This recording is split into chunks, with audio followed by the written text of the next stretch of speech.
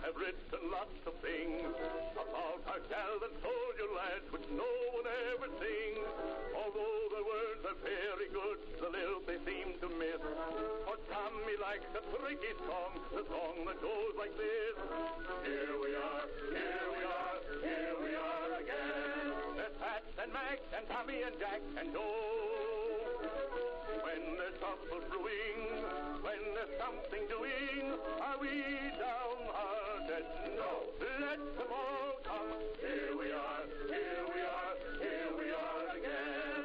We're fit and well and feeling as right as rain. Never mind the weather, now then all together. Hello, hello, here we are again. Ah!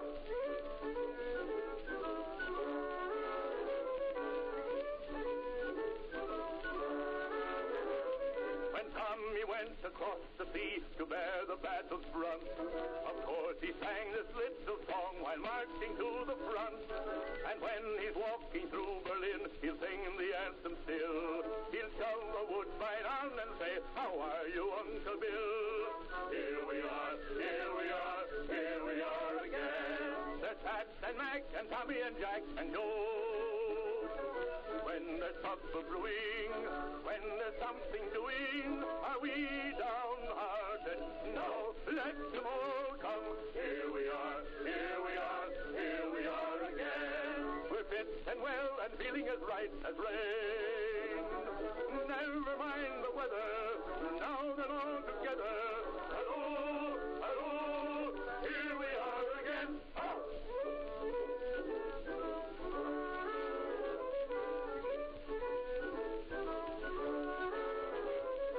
When the boys have finished up with Herman and with Mac, and when the enemy's got it where the chicken got the axe, the girls will all be waiting midst the cheering and the din to hear the sweetheart singing as the ship comes sailing in.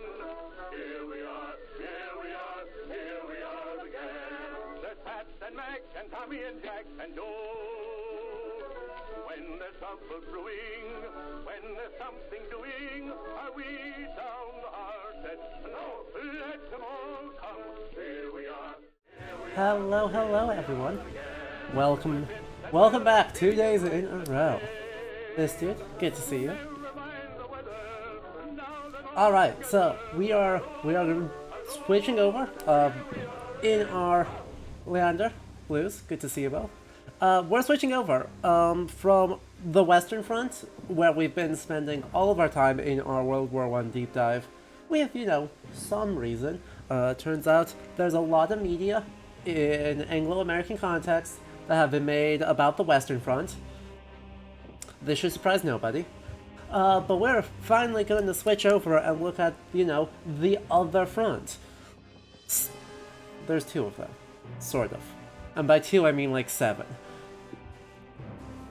But Little Ginger Birdie, Unclaimed Macrostate, horrible. Good to see you, everyone. So yeah, we, yesterday, right, we spent some time in Verdun, 1914 through 1918, right, Blackhill Games shooter, looking at how it's constructing a sense of the Western Front while still creating a satisfying multiplayer game. It actually worked pretty well. So now, we're with Tannenberg, by the same company, released a couple of years later, that selects a bunch of things on the Eastern Front. Almost like it was a global conflict. Yeah, I know, right? Sadly, not a lot of media gets made about the East African Front. It existed. It sucked. It involved doing a lot of colonial violence to everyone involved. And, impressing local people into being human pack animals. But, it was a front that existed. So there's no very little media about it. That's kind of one of the shameful moments.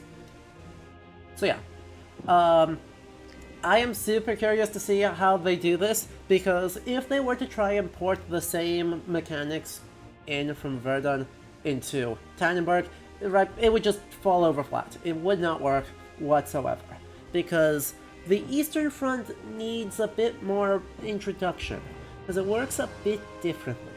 So we're gonna start. I feel like there's a fundamental dilemma between the fundamental depressingness of the East Africa campaigns, trying to get any sort of mass market appeal. Yes.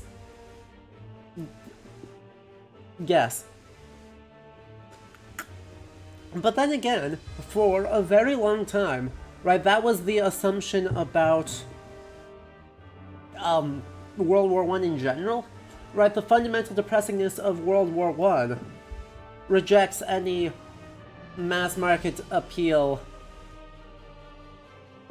outside of the catharsis of everything sucking and people being sad about it. Right, that's been the big hesitancy of thinking about World War I in games, is the idea of the mass market gamic commodification of World War I feels rough. Right, in a way that All Quiet on the Western Front doesn't feel rough, because it is about, people forging bonds and then suffering. Making that into a fun game, right, turning that into game mechanics and giving players agency in media that's largely about how little agency we have, it's rough. So, that being said, the colonial campaigns in general, right, we don't want colonialism sims. Colonialism becomes super duper fun from when it is sufficiently abstracted. If you actually get on the ground and have to, do the stuff, it's bad.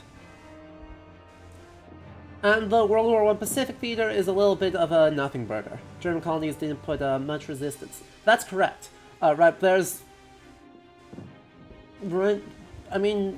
is some fighting, but really they don't put up a lot of resistance, and, the entire Pacific Ocean has exactly one battle, and it is one ship getting sunk off the coast of Chile. So, there's a couple more than that, I am exaggerating a smidge, but there's comparatively little action,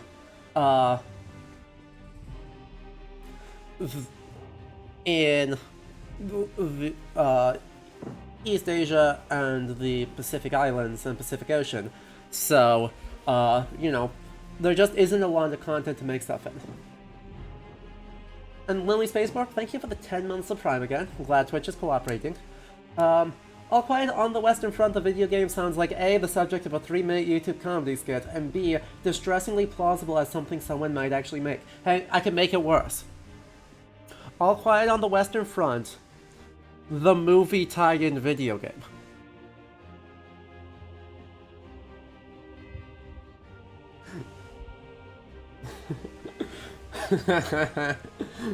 Oh no.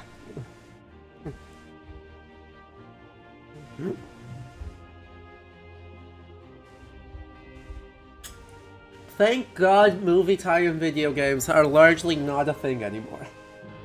Thank God they are largely not a thing, because right, some studio exec with zero brain cells would insist that it was a good idea for an All Quiet on the Western Front released in 2005 to have a tie-in video game. I'll do you one better, Storm of Steel, the anime waifu dating sim. This sounds like a containment breach, firstly, but also, I'm proud of it.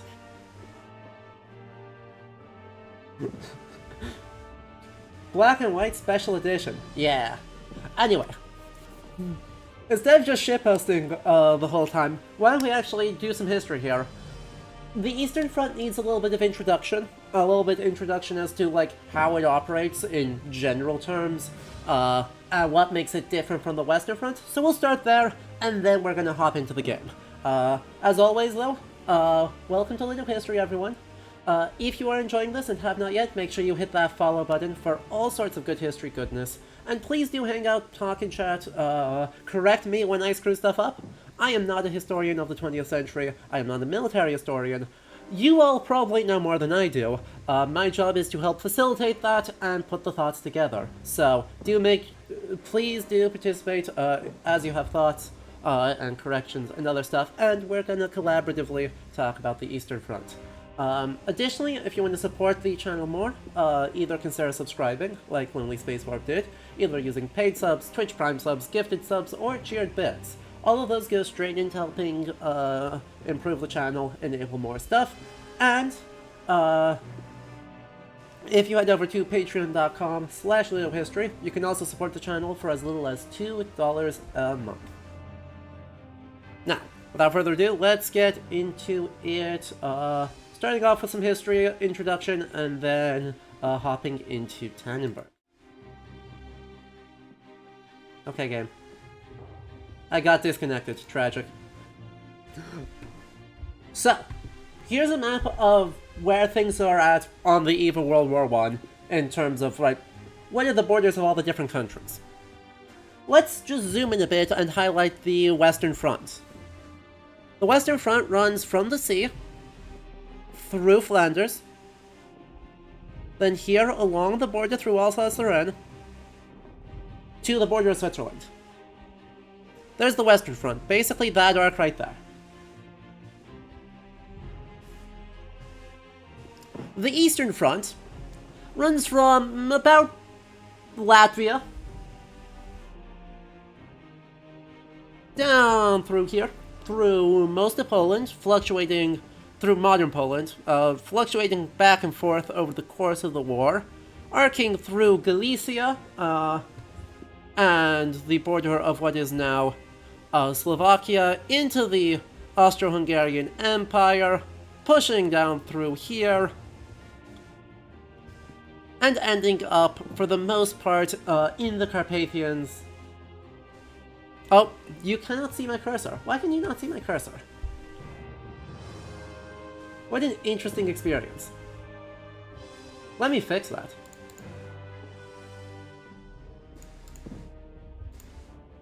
You're supposed to be... Is it only... There we go. Now you can see my cursor. Let's try that again. Hello, cursor. Let's try that again. Starts up here in Latvia. And then it makes a big ol' arc down through Galicia, through the Austro-Hungarian Empire, and much of what is now the Ukraine. And as we cross Ukraine, we end up in the Carpathians, in modern Romania, and Moldova, before hitting the Black Sea. And this fluctuates wildly over the course of the war. Right, in Romania, the farthest it goes is heading all the way into Bucharest, which gets captured by Austria-Hungary during the war. So, Bucharest there. Pushing into Bulgaria. And some cases, right, fluctuating quite far, both through Prussia and through the imperial state of Russia. Was that Lithuania? Am I too far north?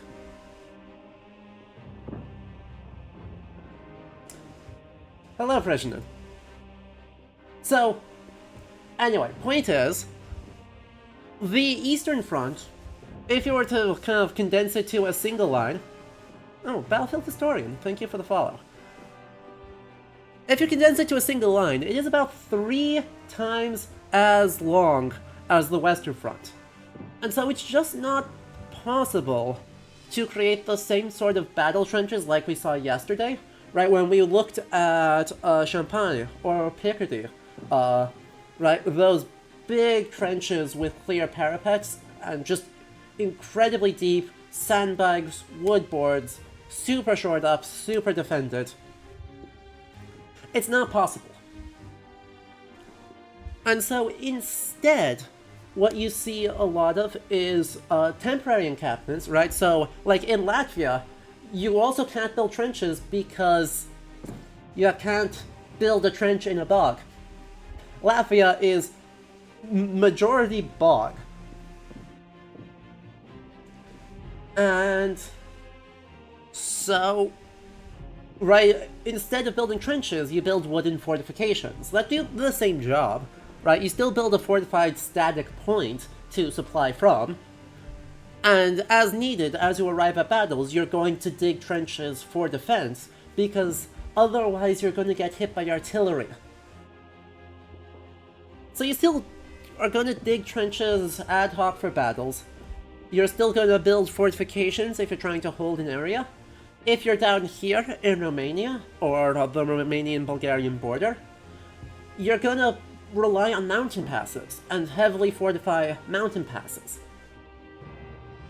The Carpathians are just a death trap for the Eastern Front, the Eastern and Southern question mark fronts. So, you know, fortifying those serve the same role as trenches. And then, you know, as you claim territory, you're going to build fortifications, including trench works, to help hold it. But, right, John Horn has a book, Work in Progress, where he argues that the experience of the front was relatively useful, or relatively universal, even if it isn't as prevalent on the Eastern Front specifically. I think that's a fair read on it, right? At some point, right, there isn't that much difference between you run up, you dig a trench, and then you're gonna shell the crap out of each other for 3 months until someone is forced to give up ground, and then deal with this big open plain. Right, I think that's a fair read. But it does cause a couple of major differences. Right, the fact that there isn't a static set of trench works, but instead a variety of fortifications that kind of flex as needed, means that battles seem like they tend to be shorter on the Eastern Front and cover much higher amounts of ground. So, like, on a strategic and operations level, rather than a soldier experience level, I think there ends up being a lot of flexibility, and a lot more mobility that's different from the Western Front. Obviously, this means highly mobile forces are going to be really important, so cavalry and the interior connection of Austro-Hungarian rail lines are incredibly important in serving the same role as rail lines in France would have. Right, the Polish Legion, the Czechoslovak Legion, and the Ukrainian Legion both inside the Austro-Hungarian ones and inside the Imperial Russian Army, right, basically serve as armies within armies, and so, really, honestly, it strikes me that a lot of what we see in, like, 1915 and 1916 in the Eastern Front mimics 1914 and the Schlieffen Plan in the Western Front much more closely. Right, the importance of coordinating highly mobile armies as they're advancing over a span of, 60 to 100 miles, and the tactical failures that come when people get disconnected and when communications break down, that strikes me as a much closer comparison, going moment to moment between these. Right, so obviously the most famous Eastern Front battle, probably, is gonna be either the siege at Przemysl or the Battle of Tannenberg, right? Of those, I'd say probably Tannenberg. Which is a perfect example of the exact same operational disconnect we see over here in 1914. Except that the Germans are the ones defending, and the Imperial Russian Army is the one that just fucks up.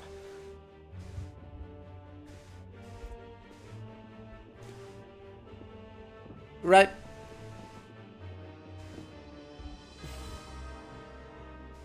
If we're talking, in a bit of an and another thing moment, if we're talking about theaters without substantial media depiction, the entire Thessalonica front is its own fascinating thing. Yeah, I'm really hopeful we'll get to hear about the Thessalonica front as part of Saturday's stream, whenever our next stream is, when we're playing Isonzo, which is going to focus, right there.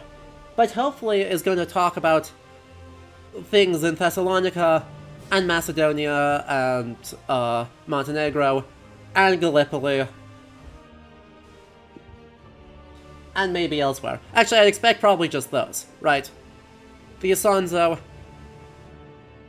the fronts at Montenegro, at Thessalonica, and at Gallipoli would be my guess on the 4 for the next game.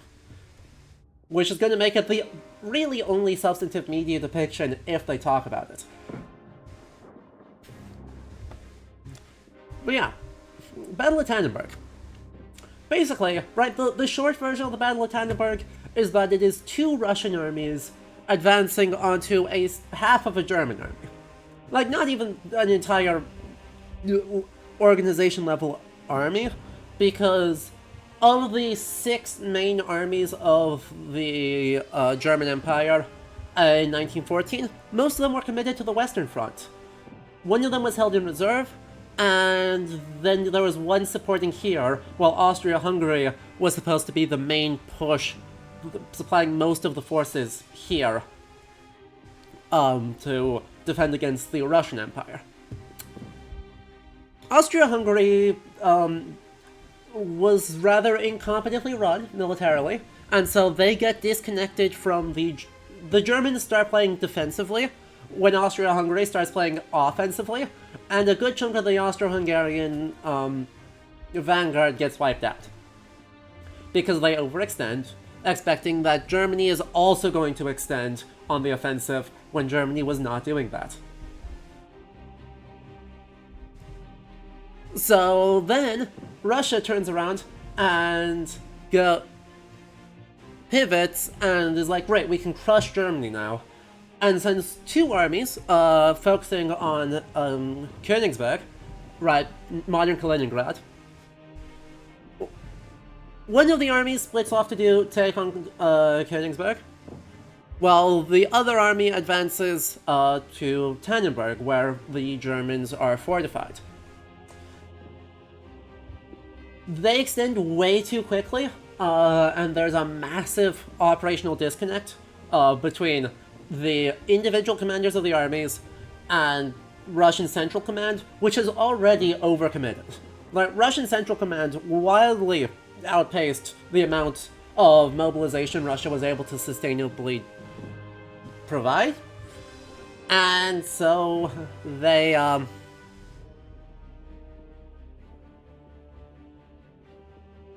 modern Kravolets? Fair.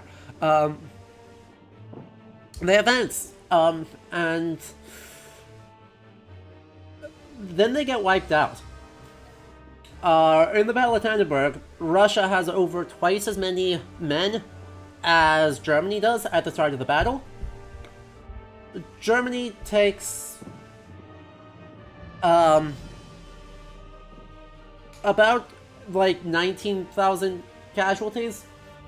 Russia takes over 30,000. With another very large number. It's like, what, 5 or 6 figures? Where is it? Thank you, Britannica. There it is. Yeah, almost 100,000 casualties.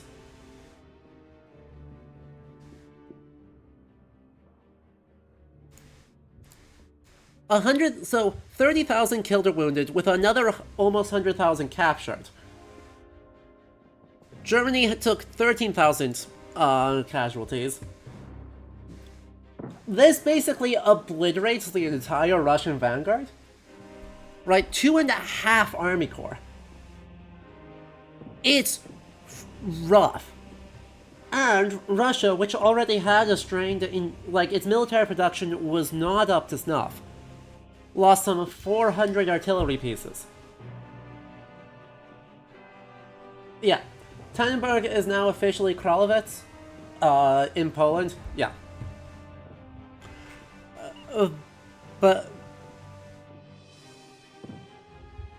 But yeah, it's bad.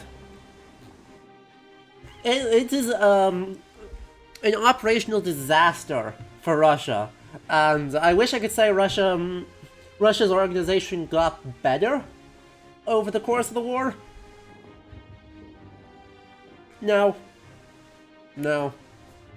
Obviously, the Eastern Front also is a bit weird because it ends a year and a half earlier than the Western Front does, because in 1917, there's a certain Bolshevik revolt, and Russia signs an independent peace treaty with Germany and Austria-Hungary in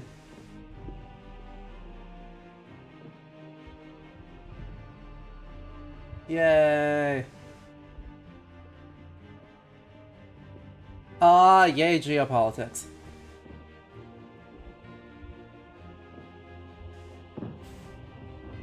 Yay for being a Russian enclave in Poland, which causes no tension whatsoever, and definitely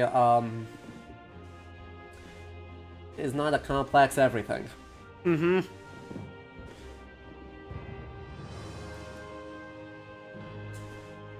But yeah, the Soviet Union in 1917 signs a peace treaty with Germany so that it can do its civil war, which is a problem for the Western Front. But that means that the whole timetable just looks different, right? And the Eastern Front, right, fluctuates dramatically. In 1916, Austria-Hungary marches into Belgrade. In 1917, Austria-Hungary marches into Bucharest. And so, right, we see this highly mobile, flexile front that is plagued by two super competent empires militarily running into each other, and both suffering enormous casualties due in a not insubstantial amount to incompetence and just kind of running into each other. Yay. So this obviously is going to be a very different experience of World War I. While there's going to be a lot of parallels with the Western Front, the Eastern Front is going to have a lot of weird stuff happening to it. So,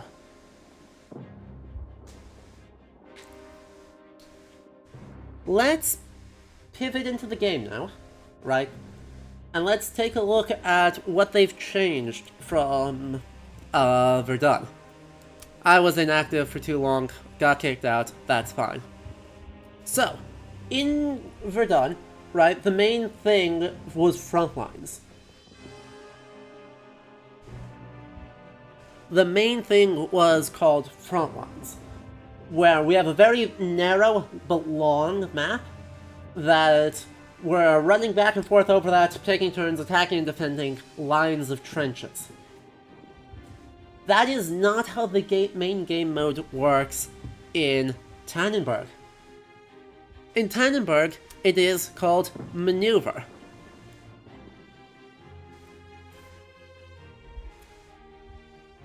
And so, right, each map is this big open space where you're trying to capture key strategic zones that have been fortified or otherwise set up for military action. As you capture those, you start depleting enemy resources, and you get other benefits that help you continue a push. So, it's going to be super duper different. Just very briefly though, before we hop in, I also want to acknowledge one other thing that I've noticed. The music is wildly different, right? In Verdun, right, the menu music was not this very cinematic, right, we got our brass, we got our bells, this is cinematic war movie soundtrack. In Verdun, we used archival recordings, right, archival songs. And that was something I actually noticed while looking up what I wanted the intro music for this game to be.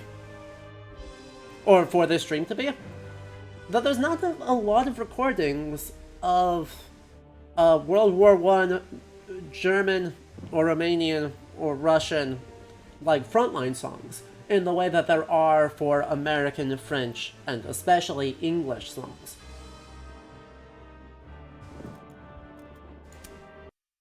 So, I just want to highlight that difference that's already keying us into a little bit different experience. Anyway, Przemysl.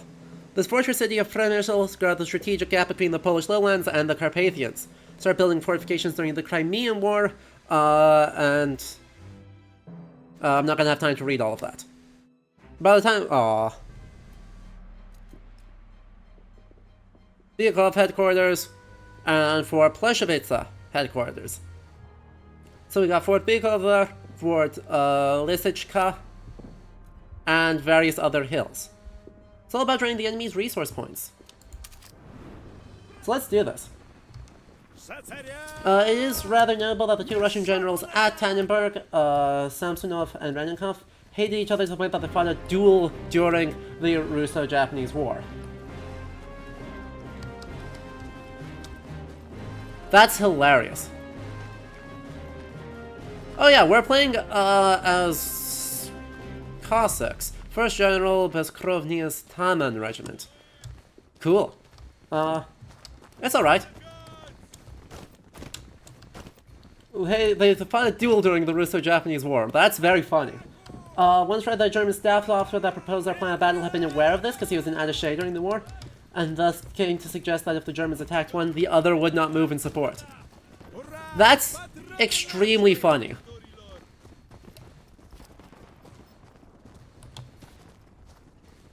Oh.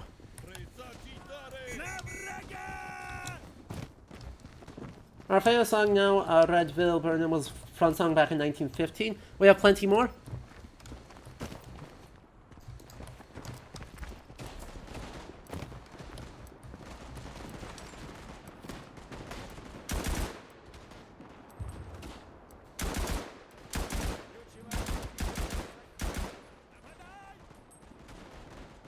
Look at me with my machine gun.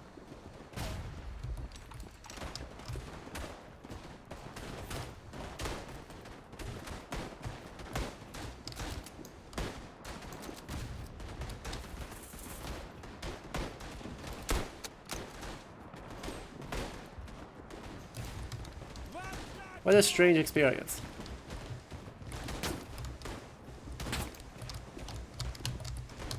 Okay, who's shooting at me? Can I benefit? Boo. Songs from World War I serve well in the current war too. I can imagine that.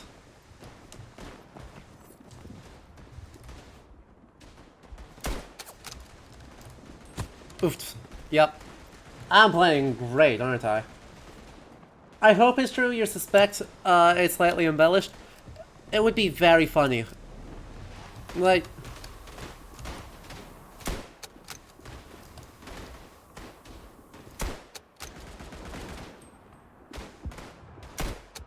There we go.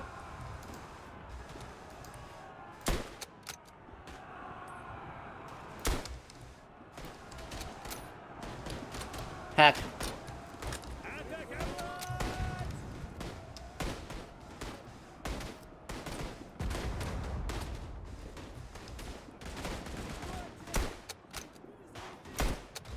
There we go. Aiming with this one is rough.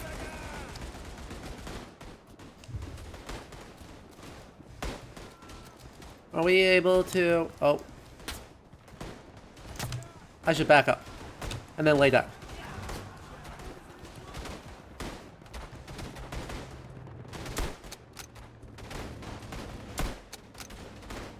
Okay, I am struggling to aim.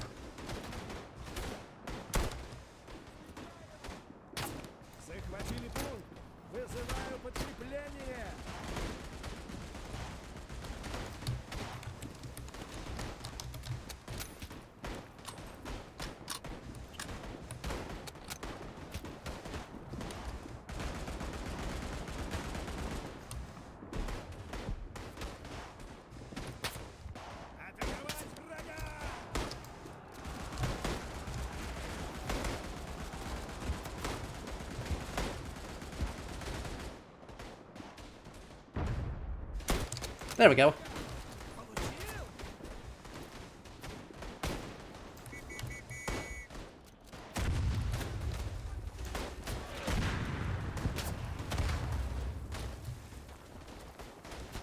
It's well that there's a whole breath mechanic.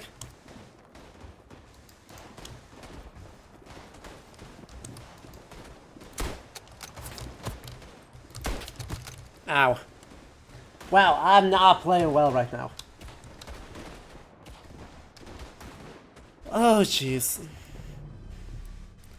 Fort Lishitska. Suppose I should pay attention to my...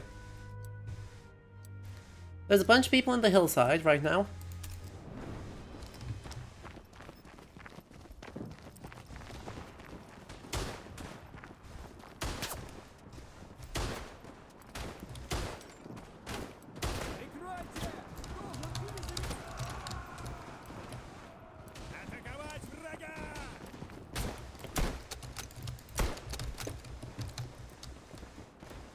There we go. That gives us the capture at Lishitska. Wow, we're not even forcing them to, like, retreat. Let's pull up this and see... Is there anyone over here? No? Ow. Ow. Glad my entire squad is not, like, you know...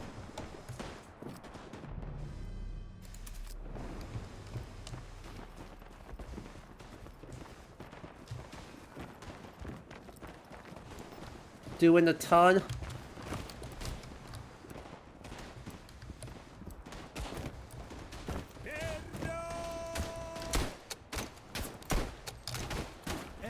Ah, God, I literally cannot aim.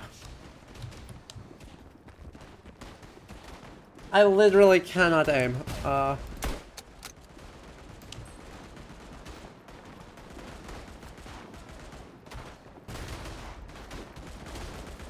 Oh, we can resupply at...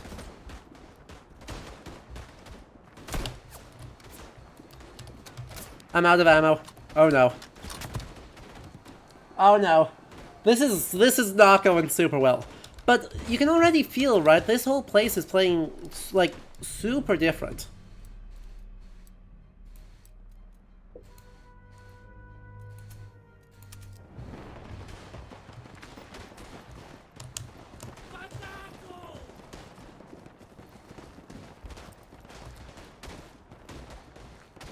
That's one of mine, that's one of mine.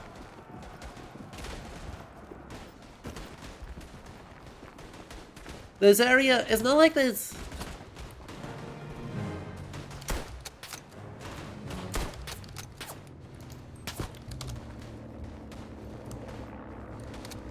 Right, it's not like it's not fortified, it's just wildly differently fortified.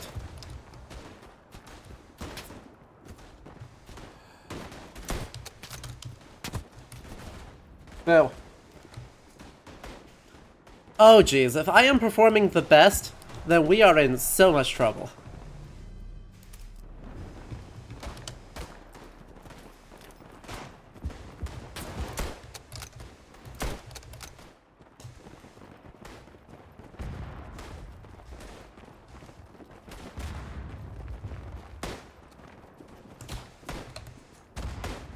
Like...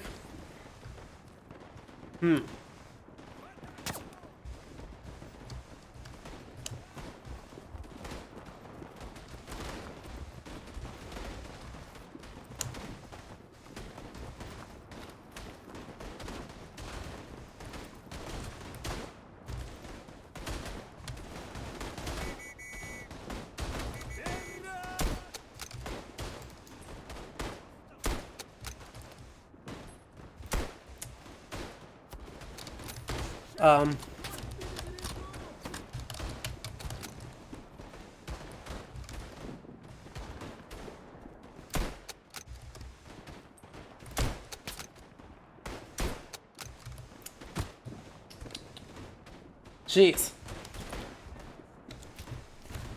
Like, we are not even slightly controlling this space well.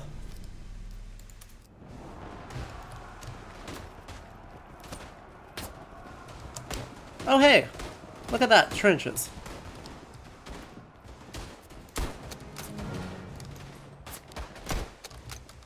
Which is not exactly a long or, you know, super highly developed.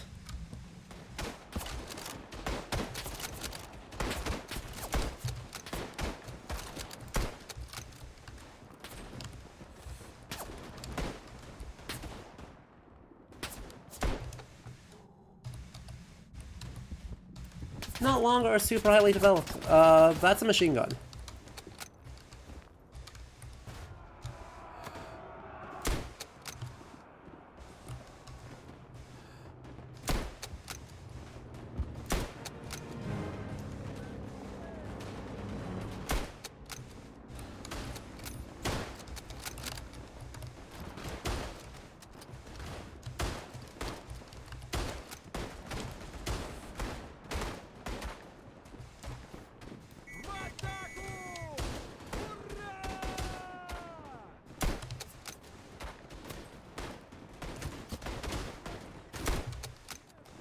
Wow, these weapons are, like, even swingier.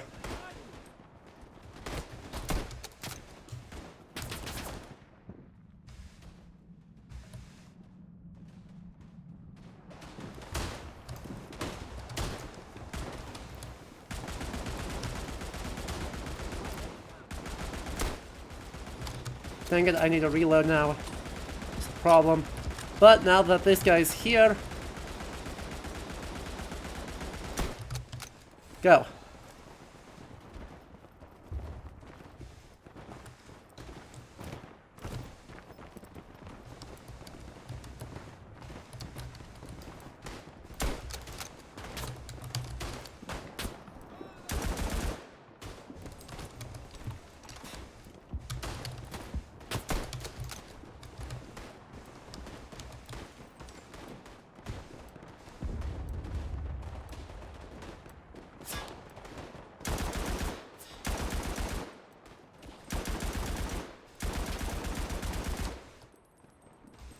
Yeah, come on, keep... boo.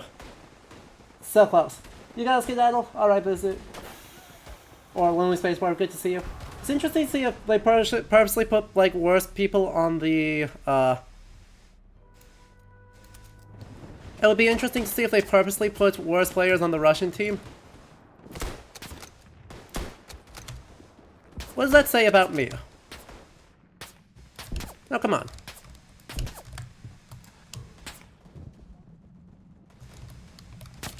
Oh boy. Could this squad please help?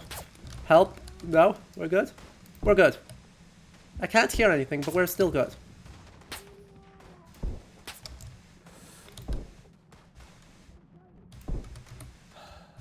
We're still totally good.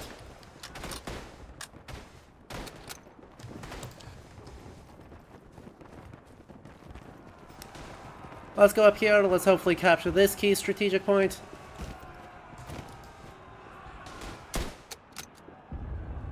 Hello.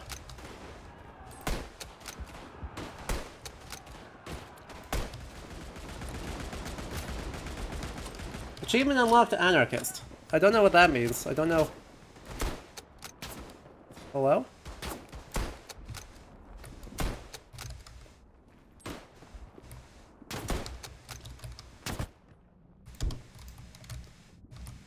Nailed it.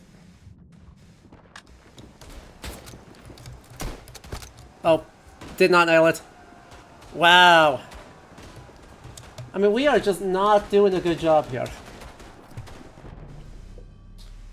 Because everyone is playing,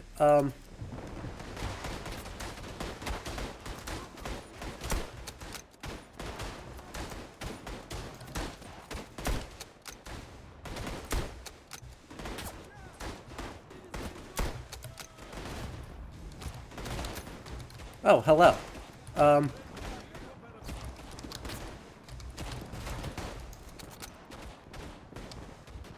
You're dead. Come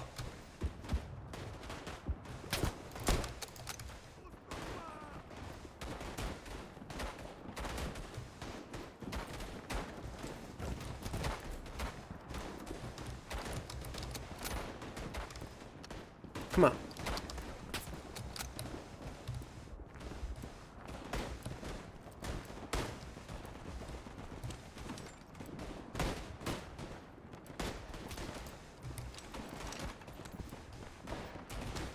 Where is everyone else? Is it just my people? Also...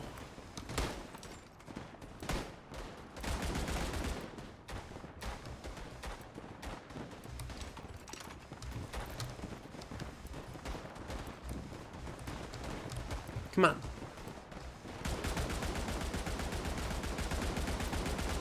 I don't... Literally, who is shooting?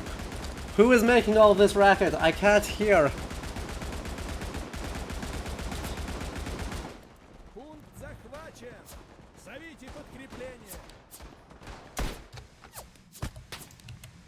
How many shots was that?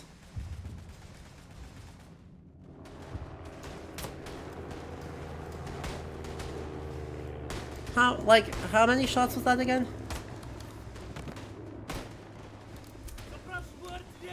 Okay, that's another interesting change.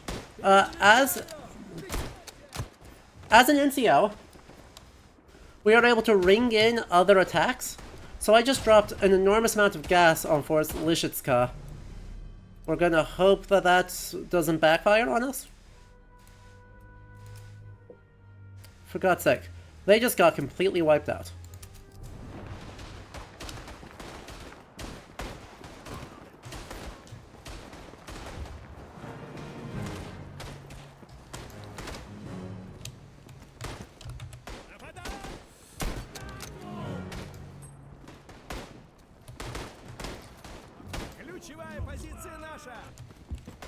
Nope, not that one.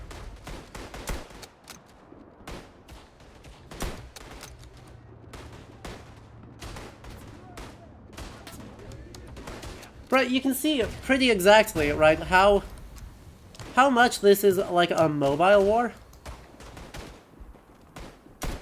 And how much they're like, hey, there's a lot of similarities, but there's also some major differences. Well, some major differences in how this gets structured and what counts as... Like, what counts? There's a lot of technological similarity that I'm observing too, right? Like, you know, still the same weapons, still the same...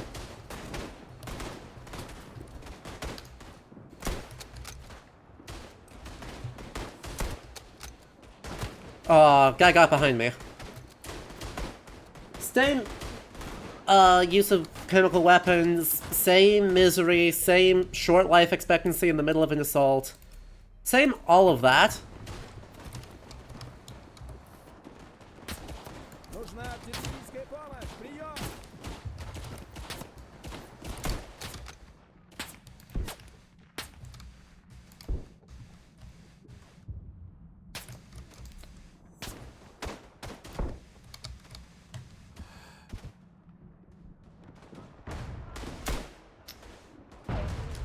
Thank.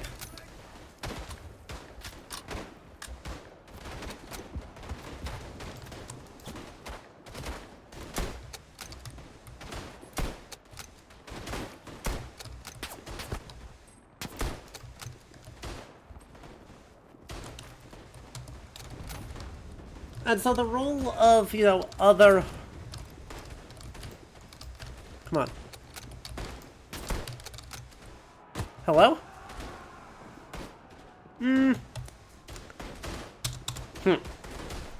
This is so weird.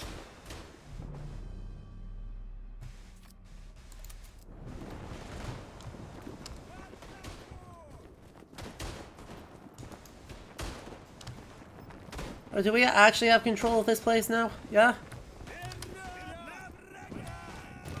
Thank you. Good lord.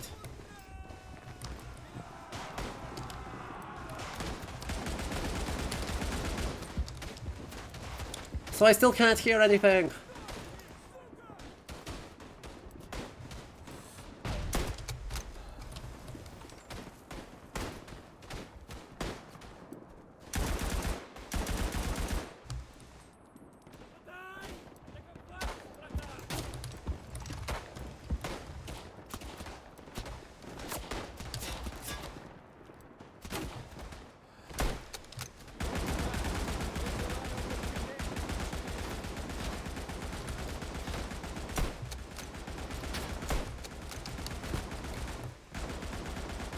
And of course the bots have no idea how to actually hold a sector, or what that means.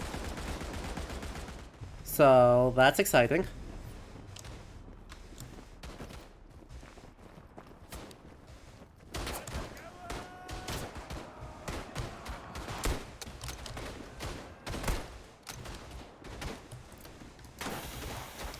Oh, that's a gas canister on my face.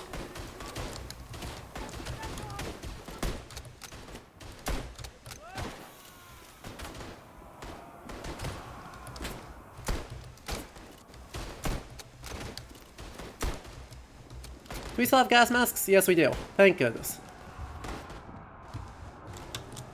Ow, barbed wire. Ow, barbed wire. Ow, barbed wire. Cool.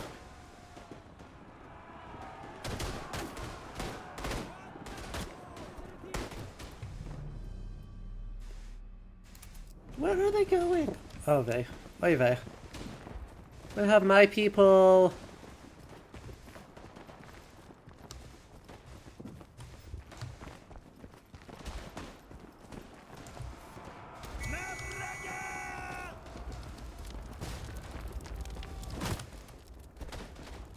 Who even got me there?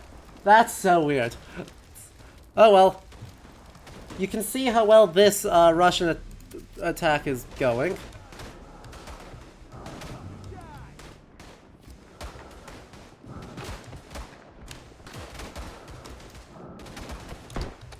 The answer is, of course, not very.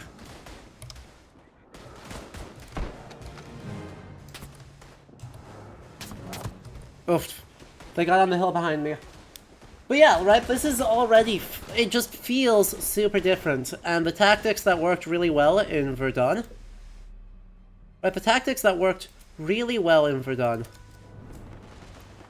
Like, are not working here. Right, like, I would defend extremely statically.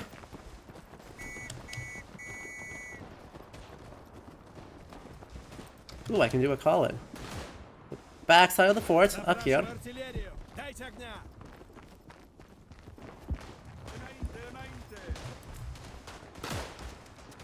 That's a bunch of my people already capturing this, that's good.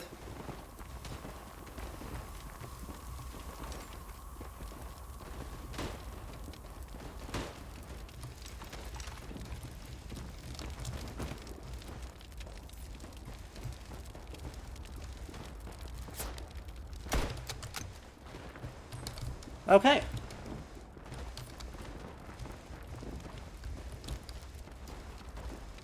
My guy.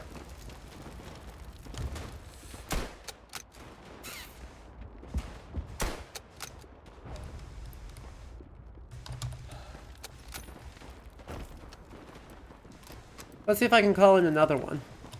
Well, I haven't captured the point yet, but we'll see soon if I can call in another one. Come on. Not yet. Okay.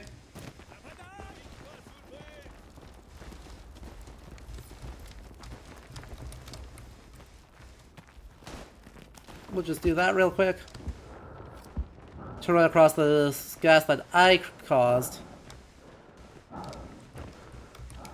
And now we're through. Let's hopefully grab this artillery. That's where the rest of the squad is going. Soja.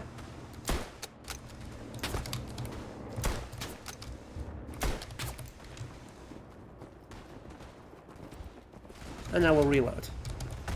Come on. Damn it. He chased me. Pavel chased me.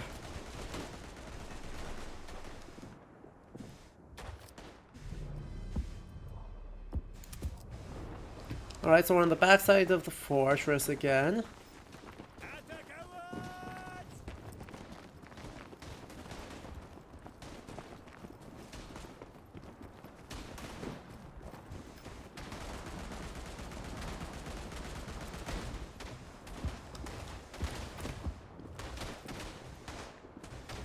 Friendly is the guy over there is not. Okay.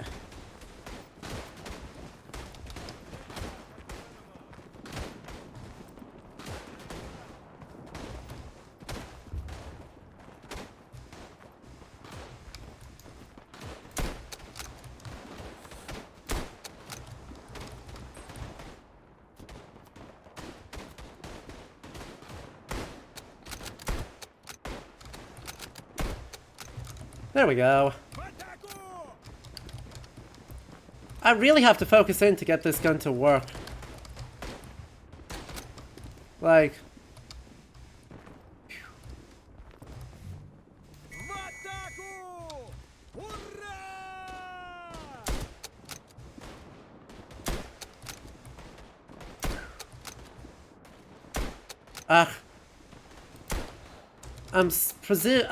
I'm aiming slightly to the left of where I...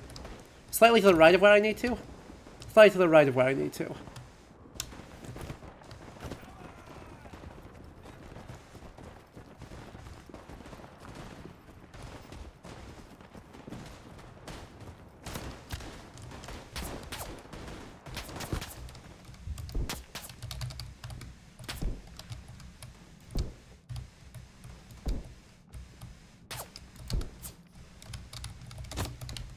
Yep, there's no universe where this ends well for me.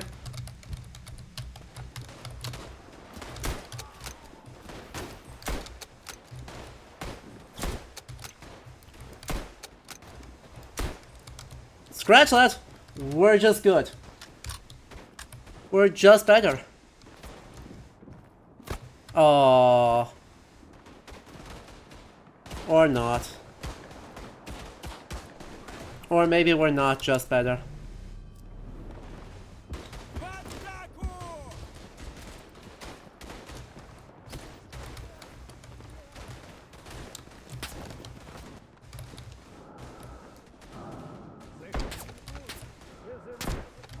Ugh.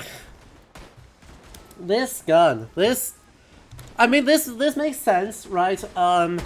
One distinguishing feature technologically of the Eastern Front is that there's a lot of, like, lower average...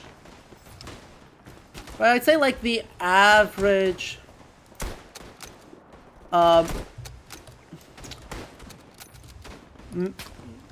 like, military production is significantly lower. Right, just the industrialized aspects of it. Just aren't quite as developed in a lot of the countries in the Eastern Front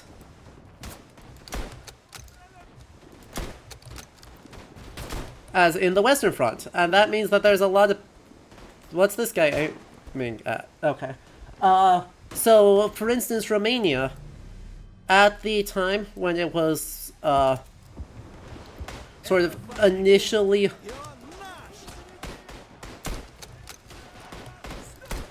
when it initially signs into the war, has only the ability to make, like, 1 bullet per rifle per day.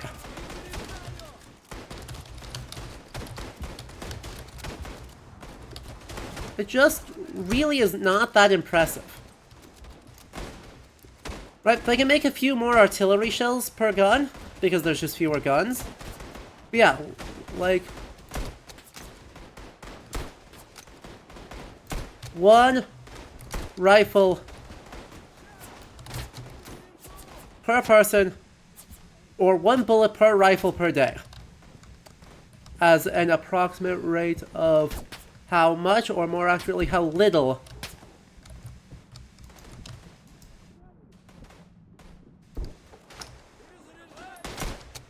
that actually is going on.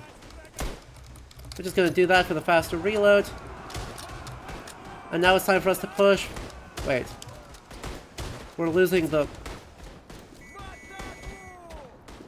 fortress.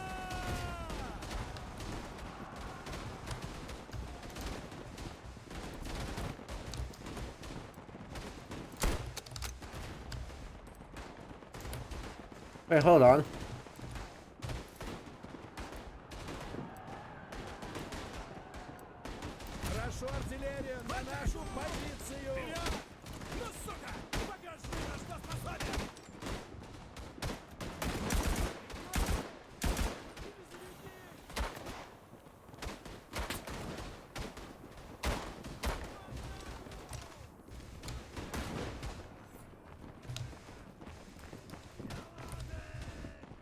Alright.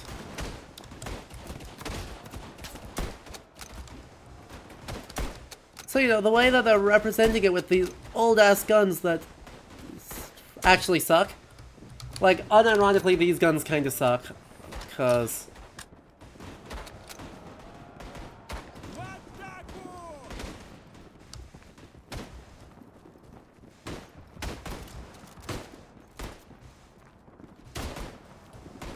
Oh. Sorry, what? Was there a guy, like, directly behind me that I thought was a friend? That was not super smart.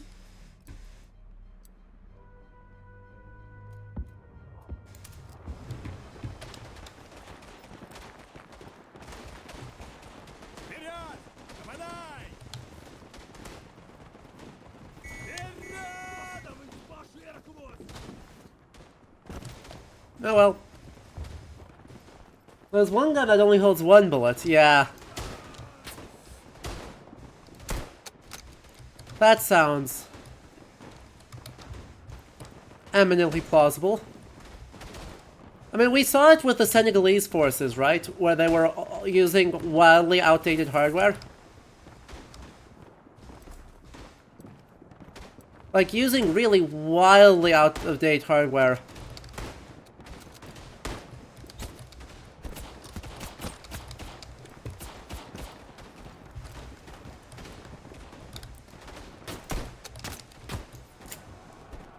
Boo. I mean, that was known that we weren't going to hold that, but that's fine. And it is a sense of almost, I guess, technological desperation, for lack of a better way of phrasing it.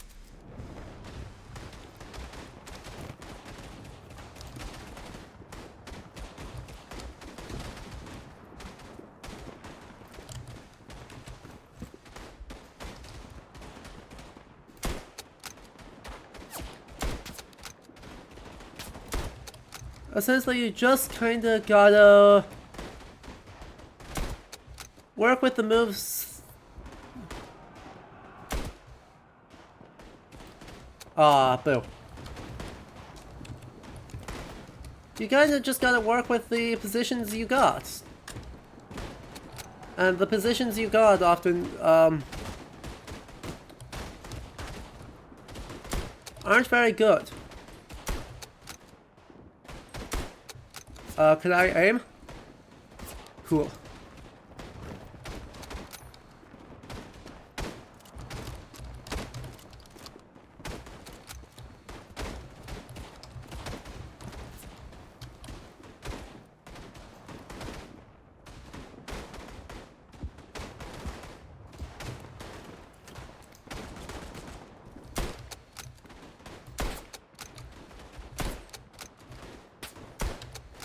There we go. That's an enemy, isn't it? Yeah.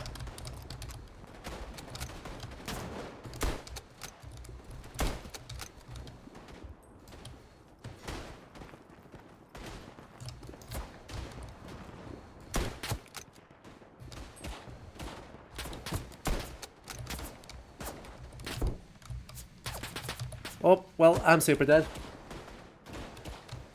My whole squad just kind of disappeared around me. It's real tragic. But hey, we're actually holding quite well. Oh, most of the fight's happening around there. Let's join that side of it, yeah?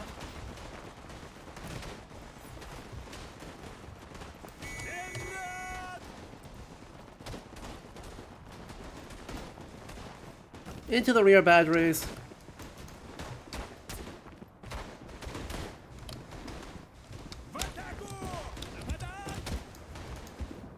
Those are all my people, right?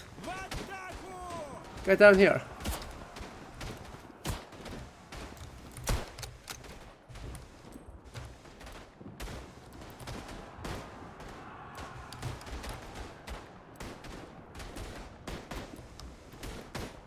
Just hide in the shells. I'm sure there's nothing dangerous about hiding on a pile of shells. Nothing at all, even slightly. Or is anyone going to actually join me here?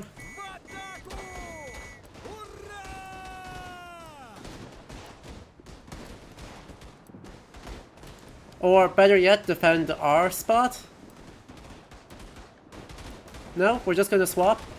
Just gonna swap two things.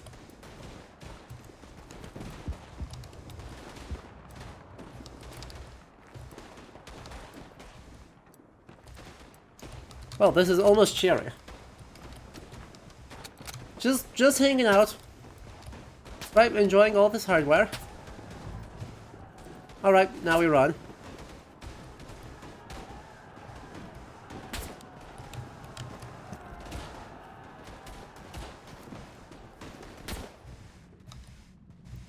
Seriously, where are these people?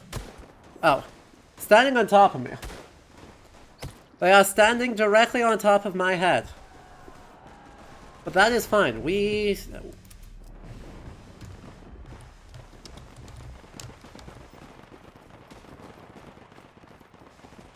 held, we did good. Ignore the fact that we're losing the Central Valley.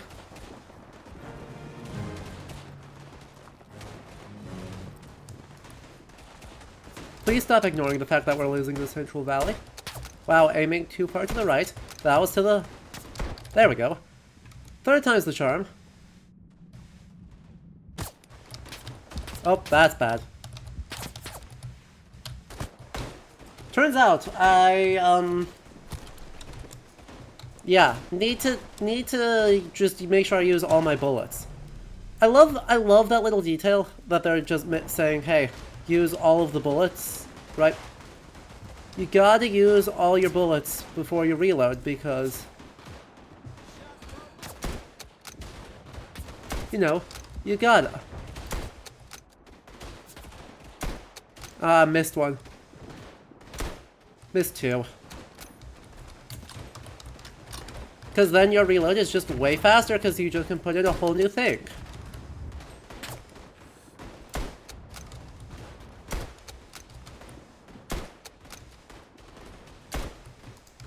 Just a whole new one right in there. Oh yeah, there's a call-in available. Let's call something in. Don't know what I want to call in, but let's call in, I mean, it's gas. What else am I going to call in? It's always gas. We're going to drop it right on top of their defense.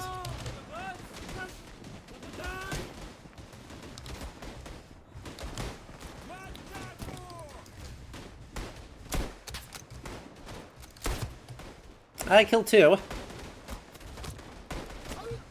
God, this game is, once again, still so satisfying.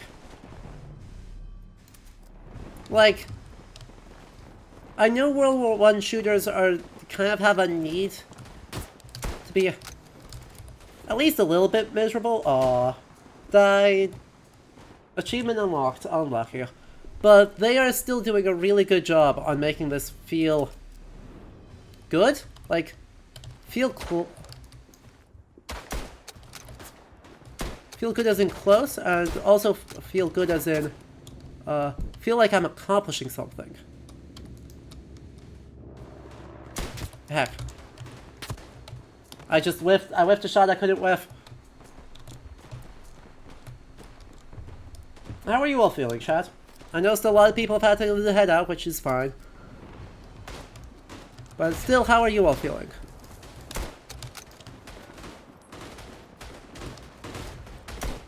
Oh.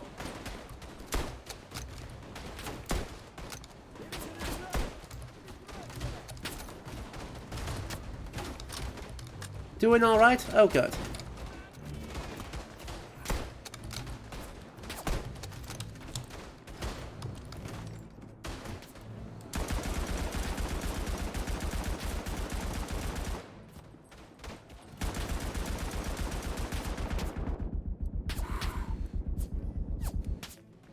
Yeah, that worked.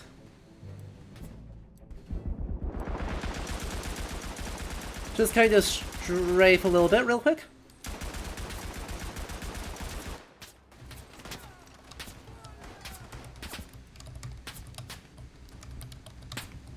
Those are all my people, right?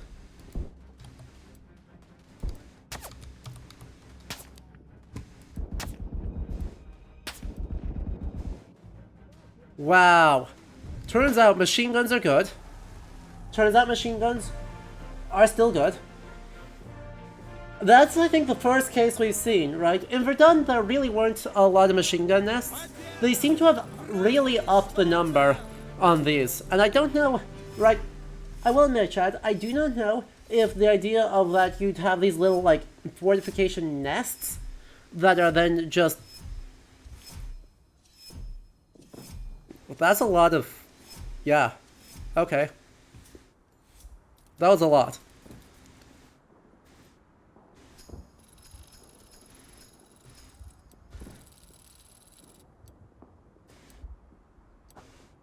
And where was I? Oh, right.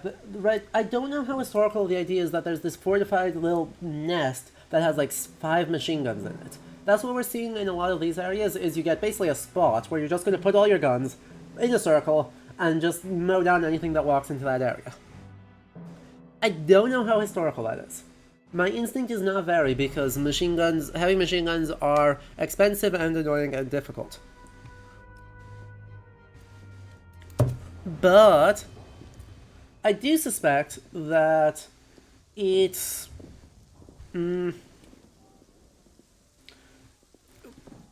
that concession, right? That concession of saying, "Oh yes,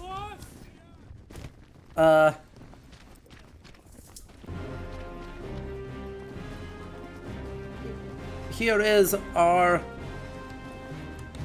Wow, this was a much larger map than I thought it was. Okay, let's head up this way.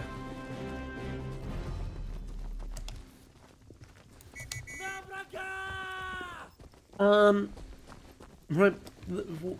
do I want to say that? That concession to gameplay fun, right, by stacking too many machine guns in one spot, or stacking more than a historical number of machine guns into one spot, is still, like, useful?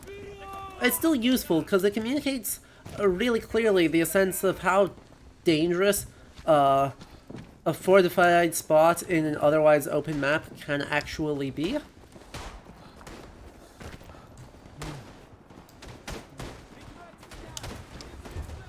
And even more precisely, right? How much damage heavy machine guns are able to... Oh, that was a miss. Thank you, friend.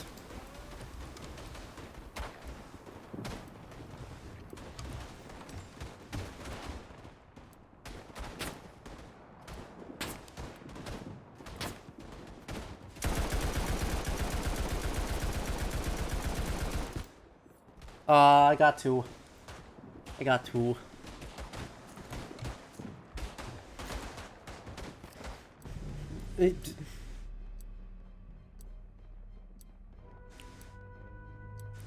Even more precisely, how even in mobile war, creating highly fortified spots in order to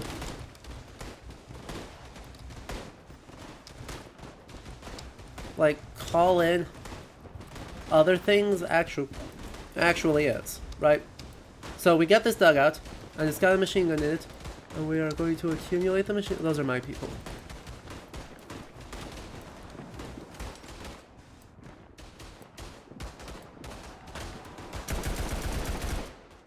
And then when it's fortified, and when it's supported by infantry, just how much damage one of these is able to do.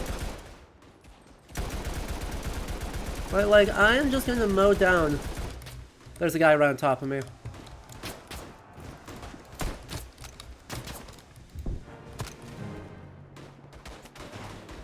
I've been not to Russia possessing the most machine guns of any power, though from what I've heard, Russian doctrine only deployed them conservatively for fear that they would just lose them like they did in the Russo-Japanese War.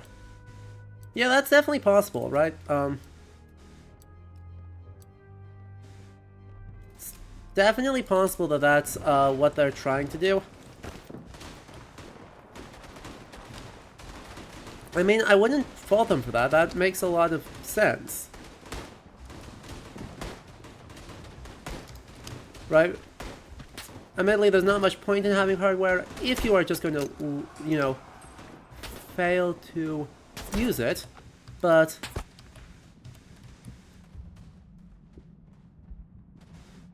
that is neither here nor there.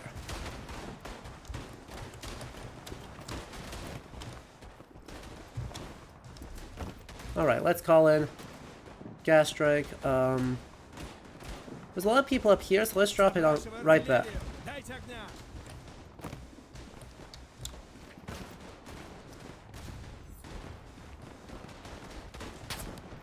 Whoop.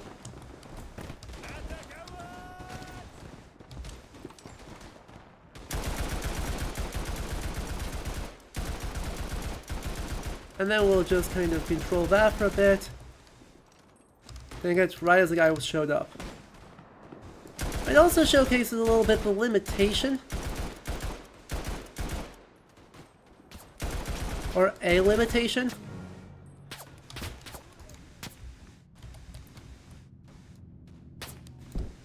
whoop,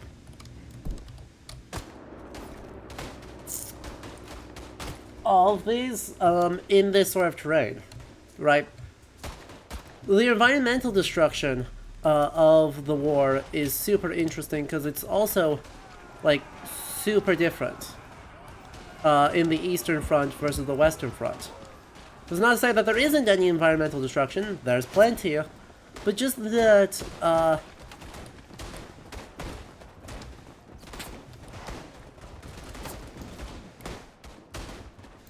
it often behaves, right,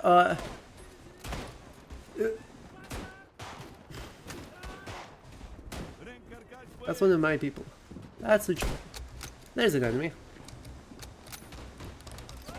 There's a guy over there I saw. Oh, we've got another column available.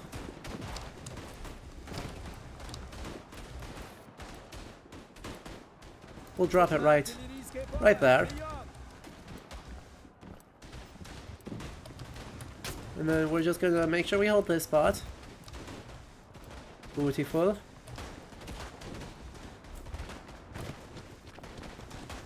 Oh, those are 3 enemies. Huh. So it goes.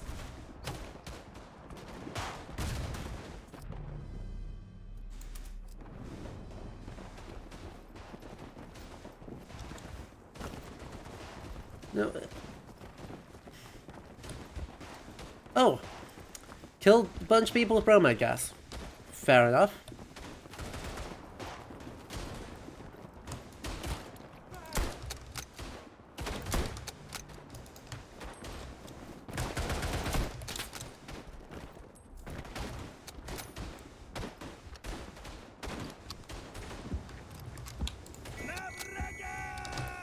Please push up into the thing. Oh dear, oh dear, oh dear. Ooh, and there's recon planes. They're doing a lot really nice here. Like, I'll be honest, it does feel like they're doing a lot really nice.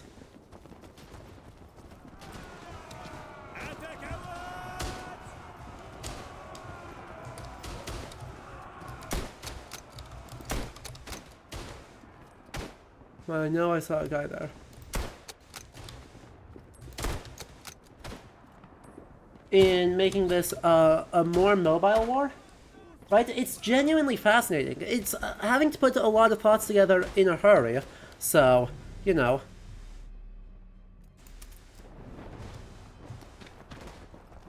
But we're seeing a lot of the same, you know, quality of research, quality of understanding going on. Ooh. Could I hit a shot, please? Oh.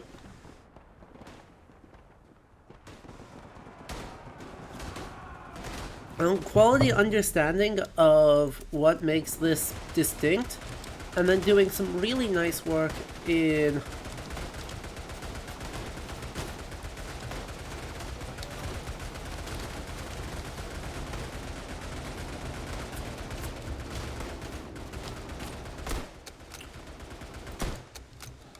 turning that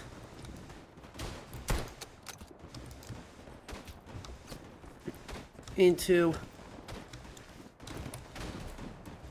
I don't know, turning that into an engaging experience, and not just engaging as in, yes, guns go burr, but like, genuinely, something that is communicating, what the strategic aims are. Right? The idea that in one of these battlefields, since there aren't these, super duper built up defenses, we instead have to treat it differently. Right?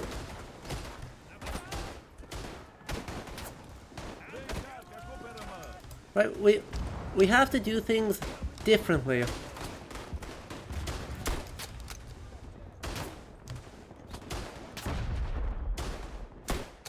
That was just a little bit too low. Boo.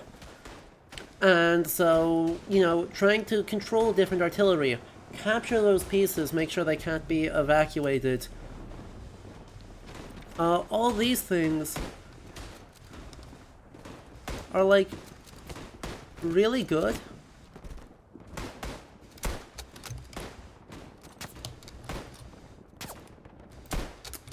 Smidge to the left. There we go.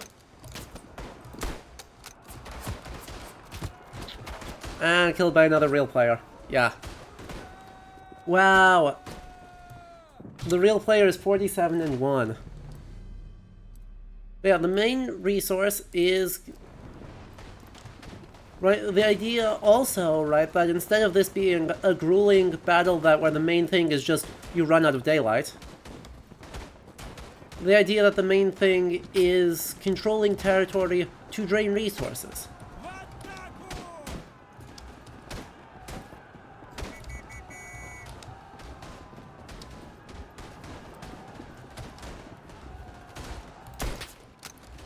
Right?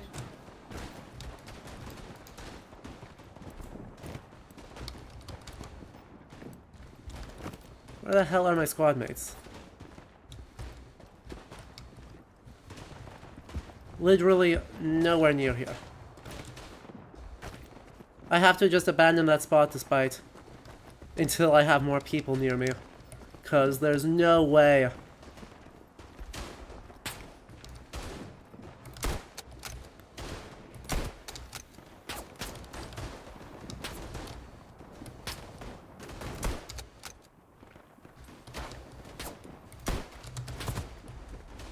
Oh, or they just don't push up with me.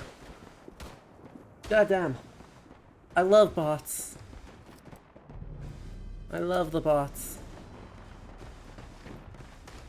Where are my people going? I suppose they're probably going where I told them to, but...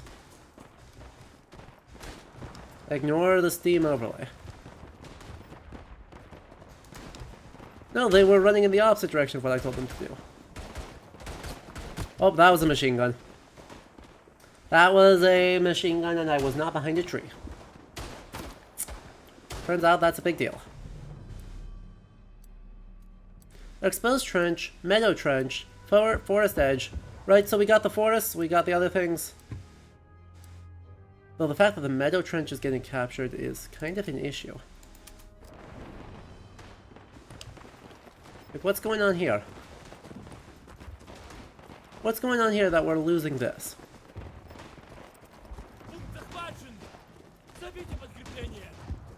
Come on. Like, come on.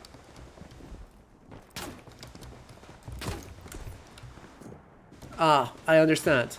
One real player who's better at this game than I am is murdering all the bots. After going on a crazy mission.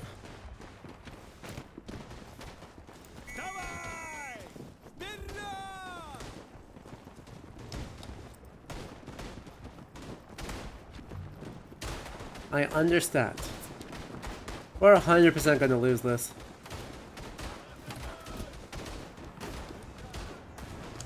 I thought there was like no advancement towards this. Actually a big issue.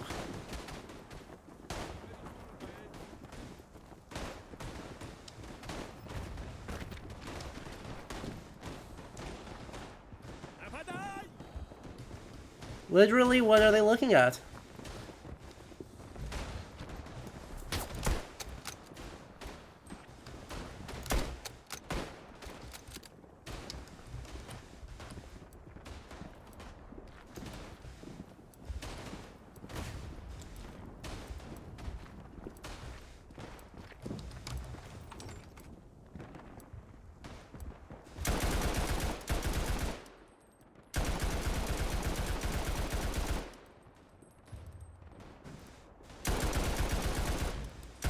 Oh, that's a friendly.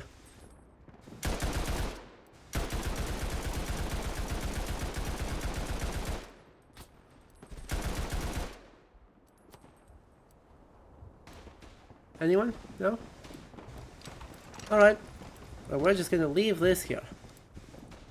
We're just gonna hang out and have a nice time. And nothing bad is going to happen. Press E to call in support. That's awesome. Should be able to call in support by dropping things on the central fortification. We'll just restock that a bit. I would love if I could get a grenade for it, but that's fine.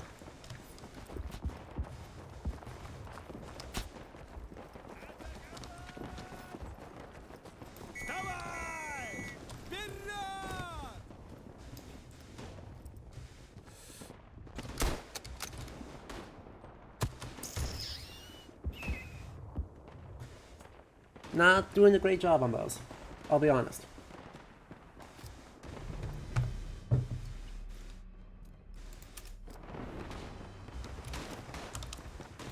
Alright, let's take a look at where I'm supposed to be going. It's over here.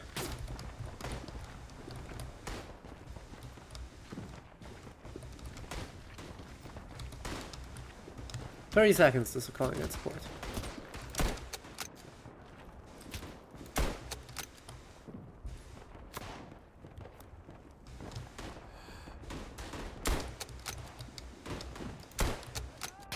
Oh.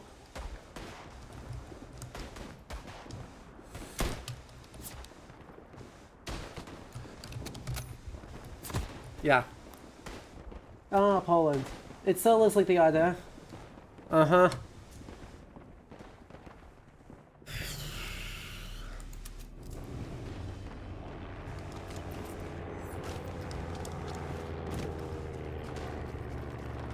Wait, we'd actually pushed up that far? That's super exciting.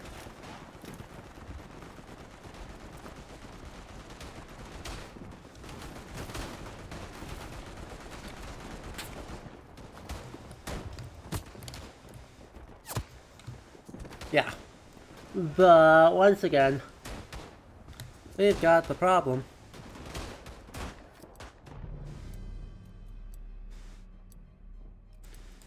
Oy vey. For some, I don't know why we're not pushing it towards this. Right, I would much rather be pushing into the central dugout here.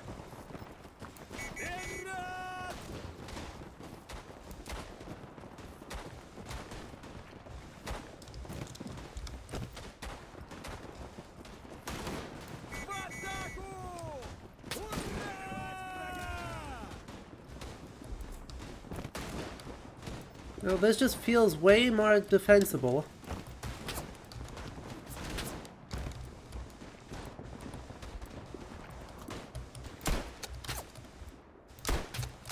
Oh, I have to be able to aim in order for it to be defensible.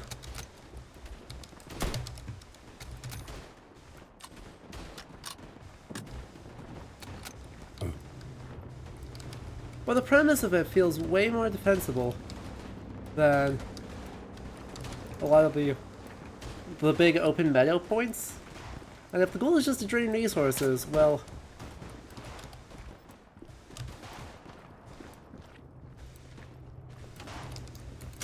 that'll drain resources pretty good.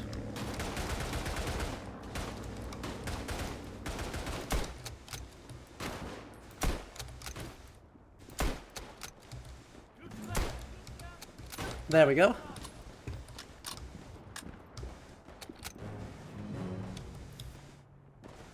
And now we can drop gas up there. That's one of mine. What's he doing up there?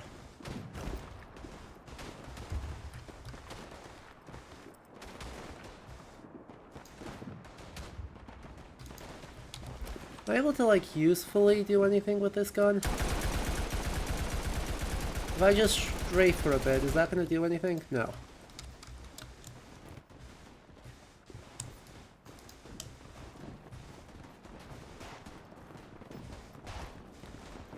Alright. We have neutralized that forward artillery.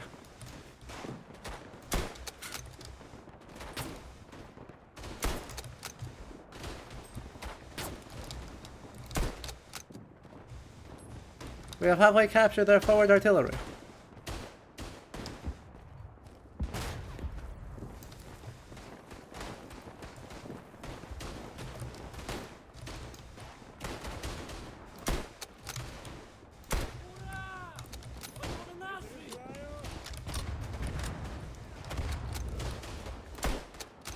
Really? I don't agree, game.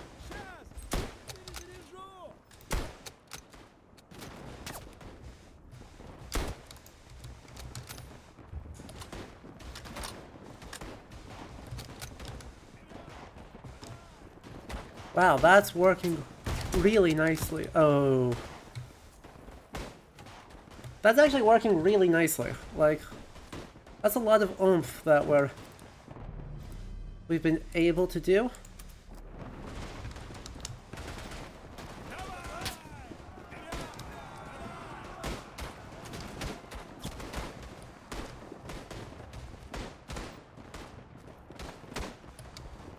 What positions do you all actually have? Where are you shooting me from? I did not realize you were a German. Why is he just there? I'm so confused. I was not expecting there to just be a guy. Well, I suppose I deserve that, though.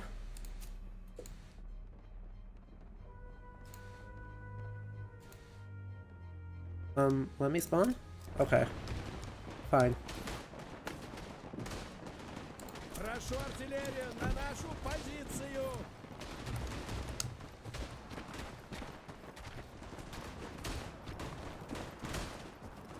Where's he going? Are you having an adventure?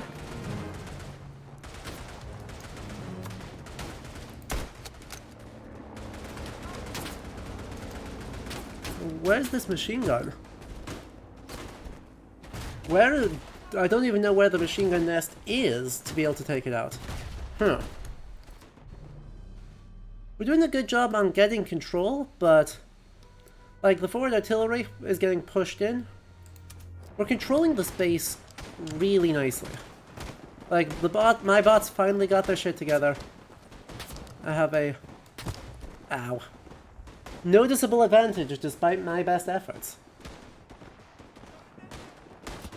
But there's going to be a lot more people in this area.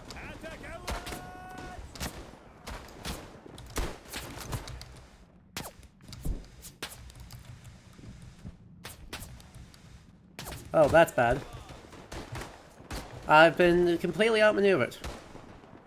Though, I'm getting outmaneuvered, and in turn, we are outmaneuvering them.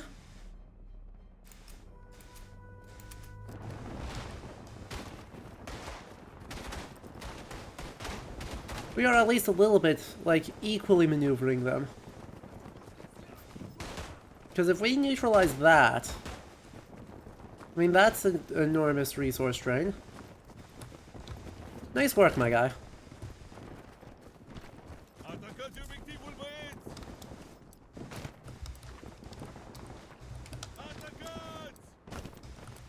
And if there's a phone, I can call in more support onto the next position, which is that one over there. Is there a phone? Yeah.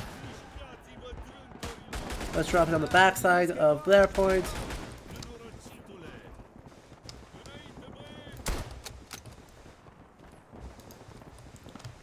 And we'll go from there. Whoa.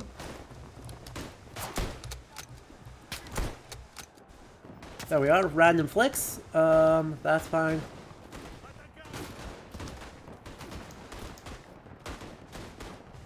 Why are we attacking their assault? Like, we can't do that.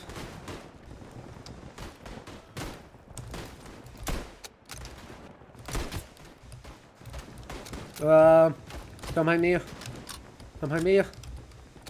No one sees anything. Right? No one saw anything?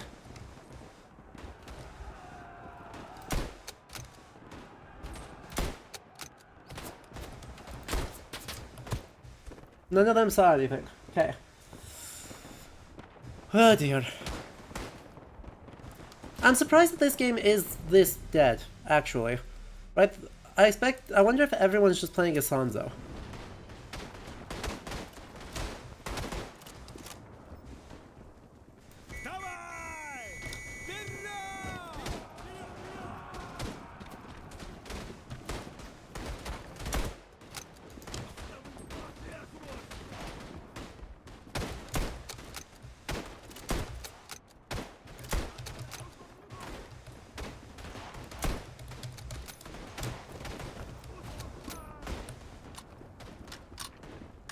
Oh, they are retaking one thing.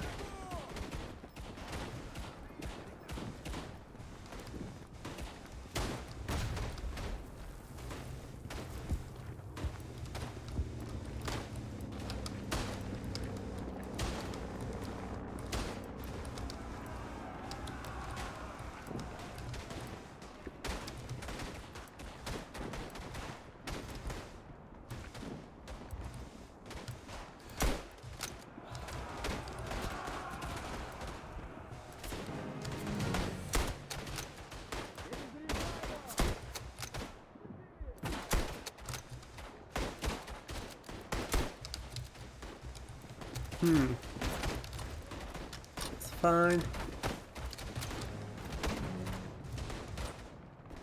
This is all fine. There we are. Capture that.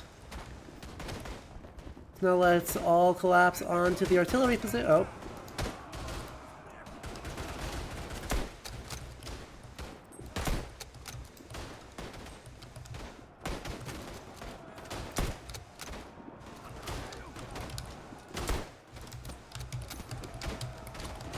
We're gonna play oh. We're not gonna play. I guess we'll find out where to play that game. True. I mean, one would never expect this game to have like an enormous player base. This is a niche game by any metric.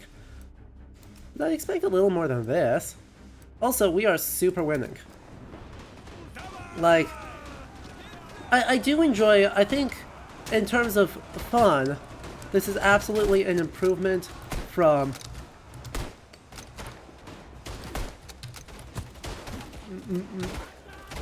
Like, from Verdun, in that this is a much more dynamic. This is a much more dynamic, though less memorable, shooter experience.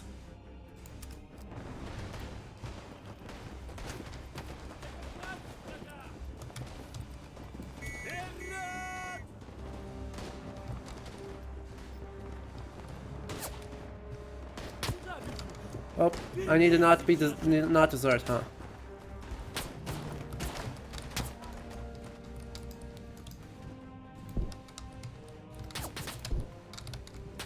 Oh. Turns out, like, shouldn't white peek someone there? But right.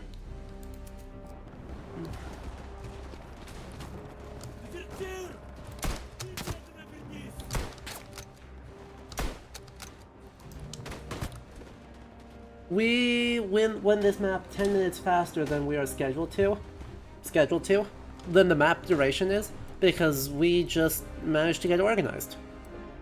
Right? We got organized, and that enabled us to really just maul their resource pool, which has been the trend for both of these games. That we started off doing badly, losing a bunch, and then we got organized, and then we steamrolled a little bit. But we drained it, so there we go, we win. Alright, Doldrum, have a good night. I think we're only probably going to do one more match. I unfortunately have some other stuff to do this evening, but we did a lot. Best player, most gas kills, oops. That's a war crime. We got a medal. We got an excellent medal for the war crimes. Yep. Big. But as we do, actually, as we do, I want to make sure to select which one we're doing because I want to see how they're doing some of the mountains. Right? East Prussia, Poland, fighting in the salient of the central plain of Russian Poland left many villages devastated by scorched earth tactics. Galicia, with a big armored train, positioned northeast of the Carpathian Mountains, this Austro-Hungarian province is the epicenter of combat on the Eastern Front. The Carpathians, the mountain passes were the site of desperate fighting in the 1914 to 1915 Carpathian Winter War. Romania, intense fighting near the passes to Austrian Transylvania. Carpathian foothills and oil fields of the Kingdom of Romania, with bitter trench warfare ensuing as the Romanians made the last stand at the Siret River on the edge of Moldova. Dobroya. The contested lines between the Danube and the Black Sea saw major action between Russia and Romanian forces, and the formidable army group Mackinson fighting for bridgeheads on the Danube River. The Baltic. Ukraine.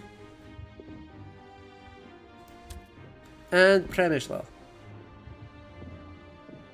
We already saw Przemysl. Dobrodia, Romania. Let's try the Carpathians. I want to see the Carpathians, see how they showcase this. What? Oh. Honestly.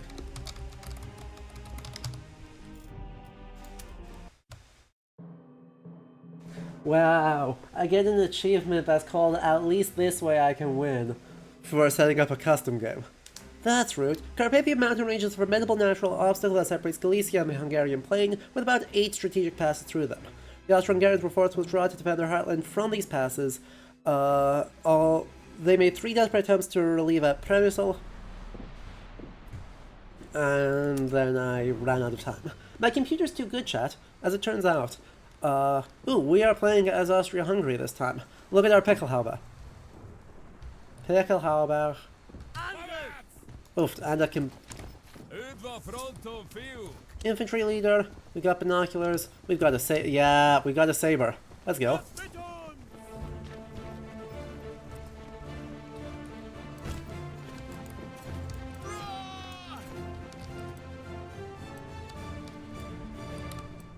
Is this dumb? Yes. Are we going to do it anyway? Absolutely.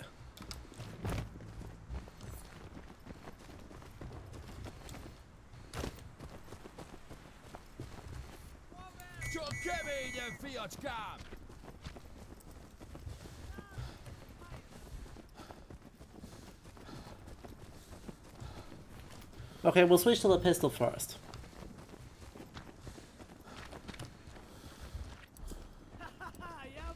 .305mm gun. Yeah, that sounds...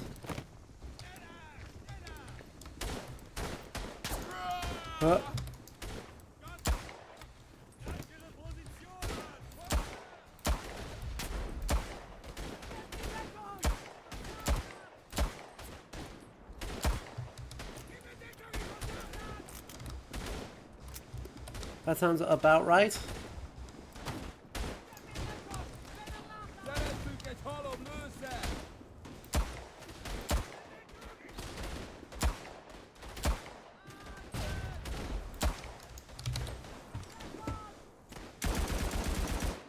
Oh, I got sniped. Well, that's unlucky. A much smaller crew this time, right? We filled 32 bots, so just smaller. A much smaller area. Ooh, this has the church. I want to take the church defenses, because those are exciting. If I can find the way out of this dang room. Look at that material culture. Look at that environmental storytelling.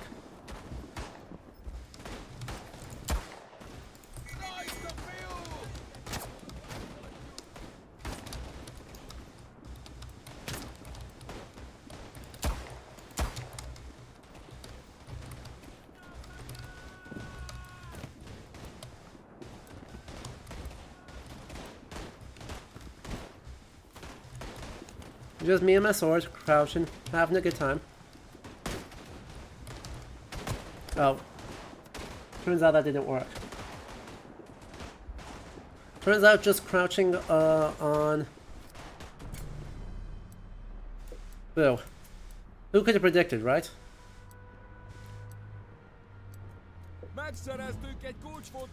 I want to take a look inside this church. I don't know that that's, you know, smart, but I want to take a look inside this church. This church is looking great. Oh, hey. It's the Virgin Mary in 144p.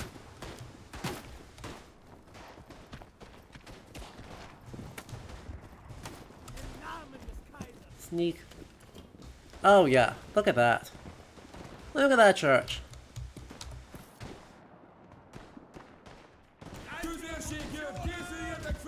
Look at this. Look at all the icons. Look Serbian to me, which I guess makes sense. They remind me a lot of ones in Serbian Christian churches.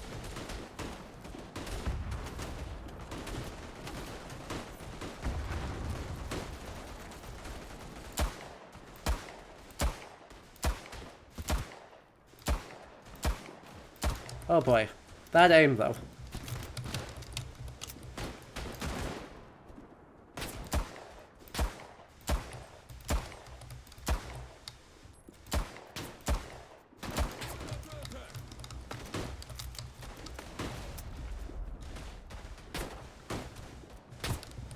Wait, what? There's a guy behind me? Apparently there's a guy behind me. I thought that was one of my people.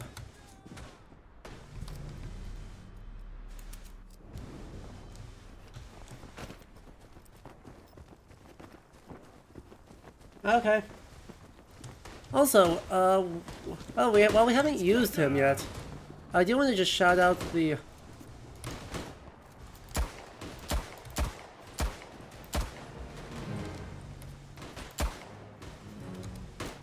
I do want to shout out the mobile telephone as being just an important guy.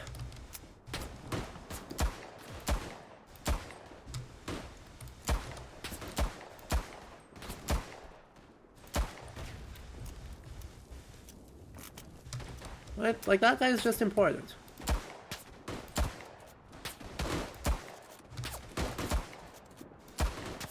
You stop shooting at me.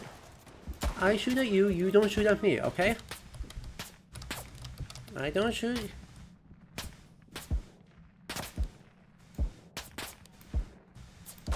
Well, glad everyone can aim. Sure isn't me, though. I am sure not the one aiming. My Grenadier is doing worse, though. So, that's something. Let's attack this church. Go on. Let's attack this... No. Look at that aggressively Orthodox graveyard. Just... aggressively. Let's see if anyone's in here. No one's in here. We're gonna... hide out in here until...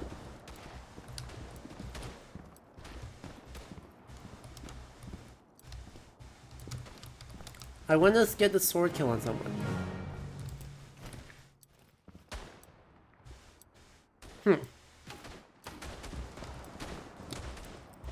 Interesting book to put on the altar. Looks like just like a random ledger.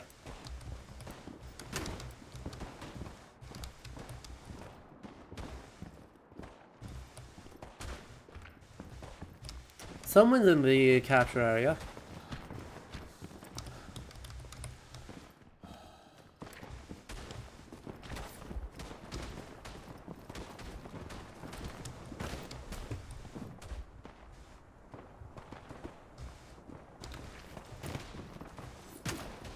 I don't know where they are, but someone's in the area.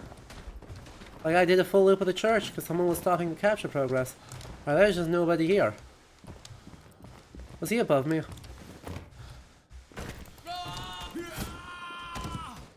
Yes, he was.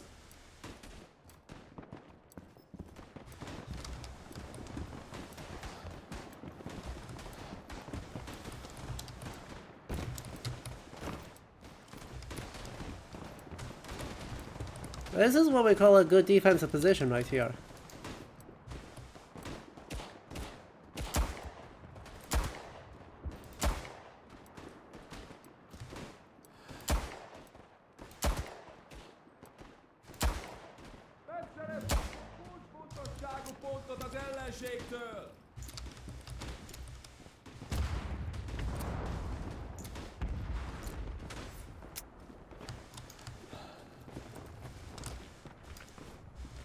There's one of that. Those are all mine, those are all mine, those are all mine.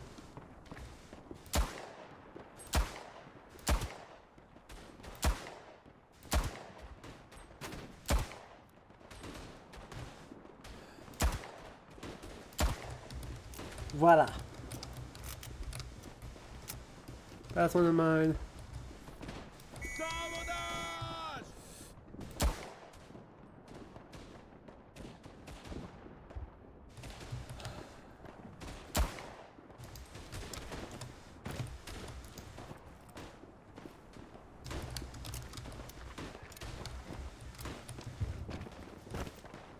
Call-in available. Suppose I should, you know, use that.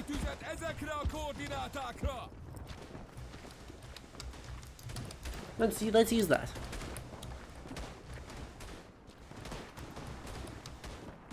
Also, seriously, where the hell are they?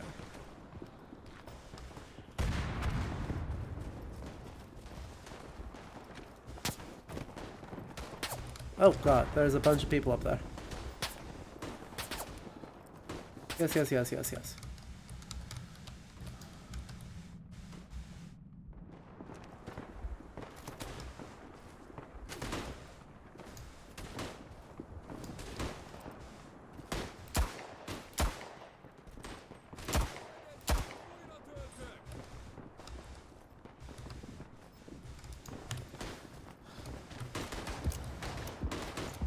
Let's just do that real quick. Manual load.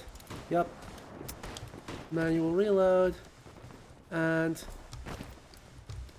hilltop entrenchment, which will defend by assuming that they're going to be coming over this hill, realizing that's probably incorrect,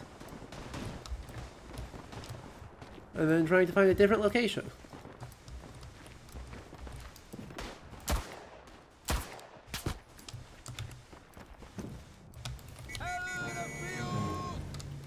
I would love for my people to push up here. Incredible.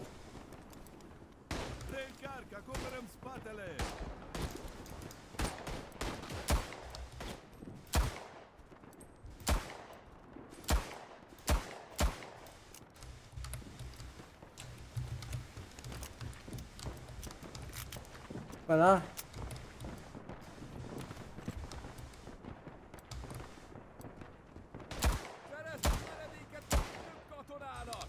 Nice. Good work, team.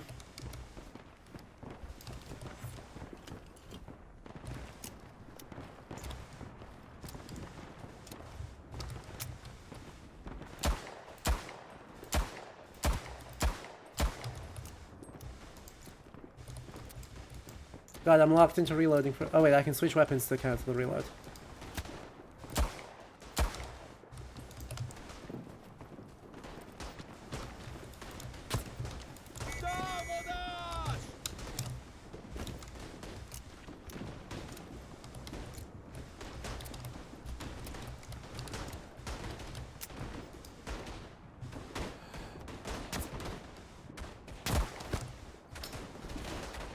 Bill. Died to remaining forces, and off we go. I'm loving this, right? I don't have a lot super smart to say about it, but I love how they're communicating the idea of this being, you know, a very different war experience. Right? This is not the Western Front.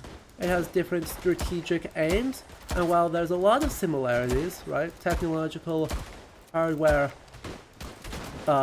technological, tactical, and operational, like they're just two measurably different experiences, and I appreciate the work that they're doing to, like, showcase that. and showcase how this looks different. Right, this feels more, for lack of a better word, gamey than Verdun does. Right, Verdun feels like it's a simulation first and a multiplayer shooter second.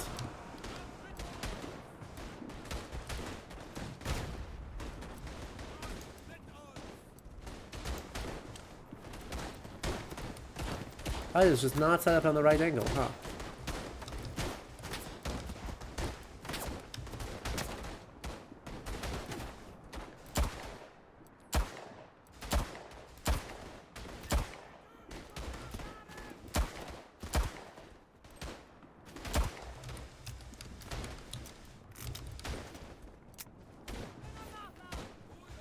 Come on.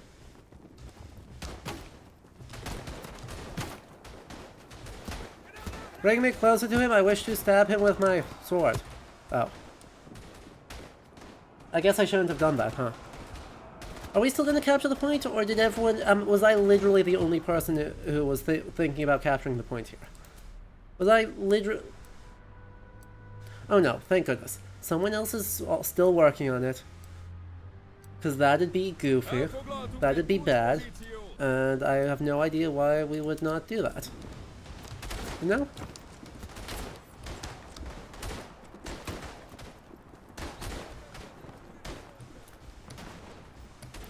Anyway, why don't we clear this... Oh. There was an idea. I pushed up too far, got too aggro, and kinda threw, but there was an idea.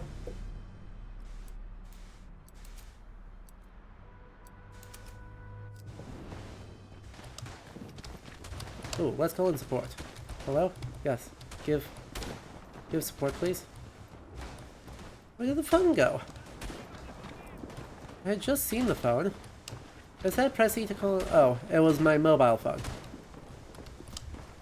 Mobile phone, get over here. I wish to call in, Nope, stop. I wish to call in an artillery strike.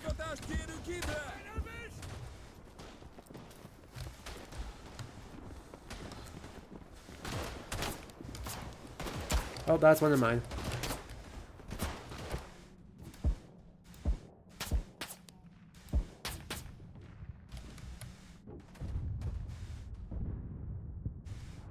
Dang it.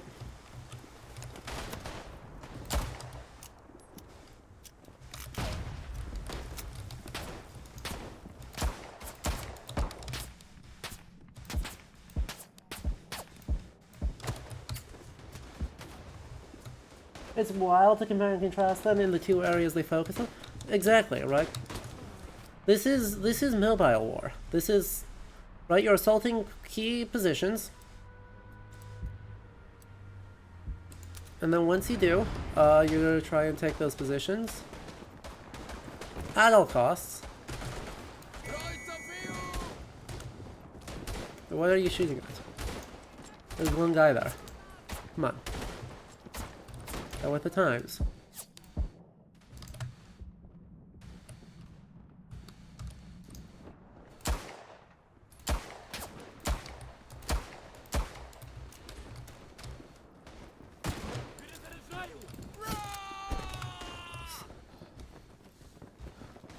I hit him with my sword.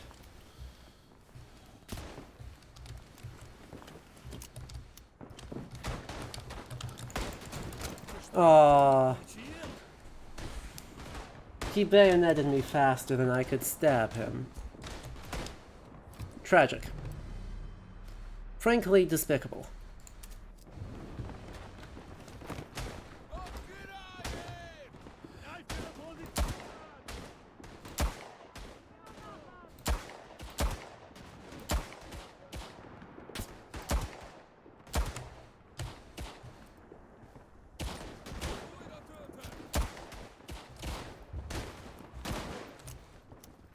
Come on, gang. Are we doing anything? No?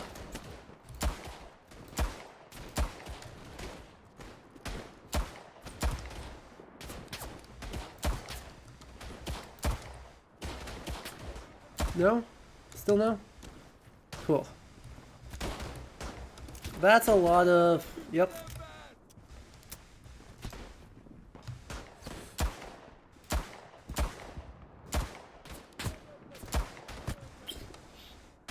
I can't aim.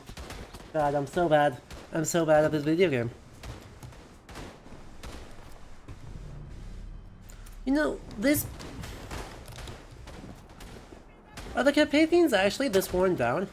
I'm just realizing this is supposed to be the Carpathians. And while I love the material culture, I didn't realize this was quite this open in the passes.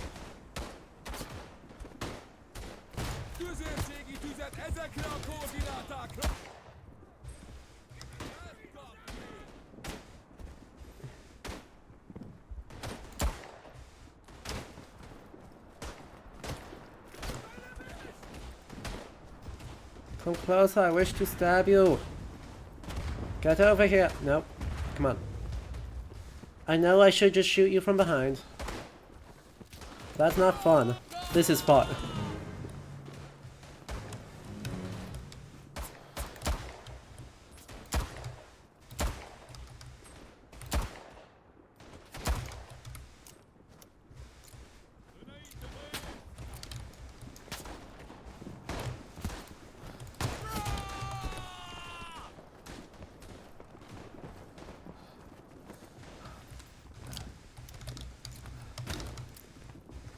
Ow. Well, it was almost fun.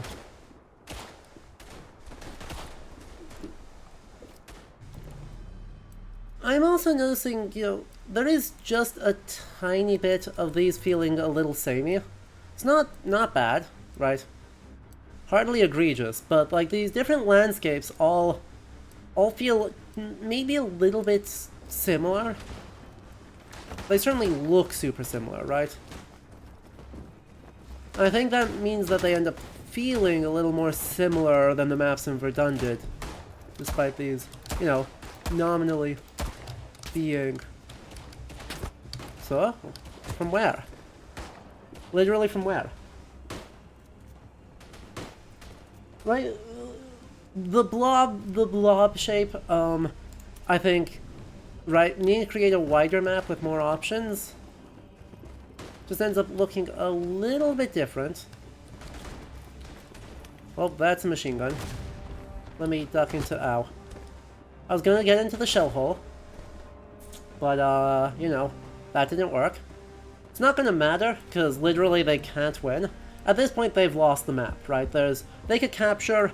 they'd have to capture 3 things in order to swing the balance. And they're just not gonna do that. There are not 3 things to swing. There are barely 2 things to swing. So this is already a 1 game, it's just waiting for it to happen. It looks gorgeous though, right? I mean, yes, it maybe looks a tiny bit samey, but it looks samey in a way that is, you know, genuinely beautiful.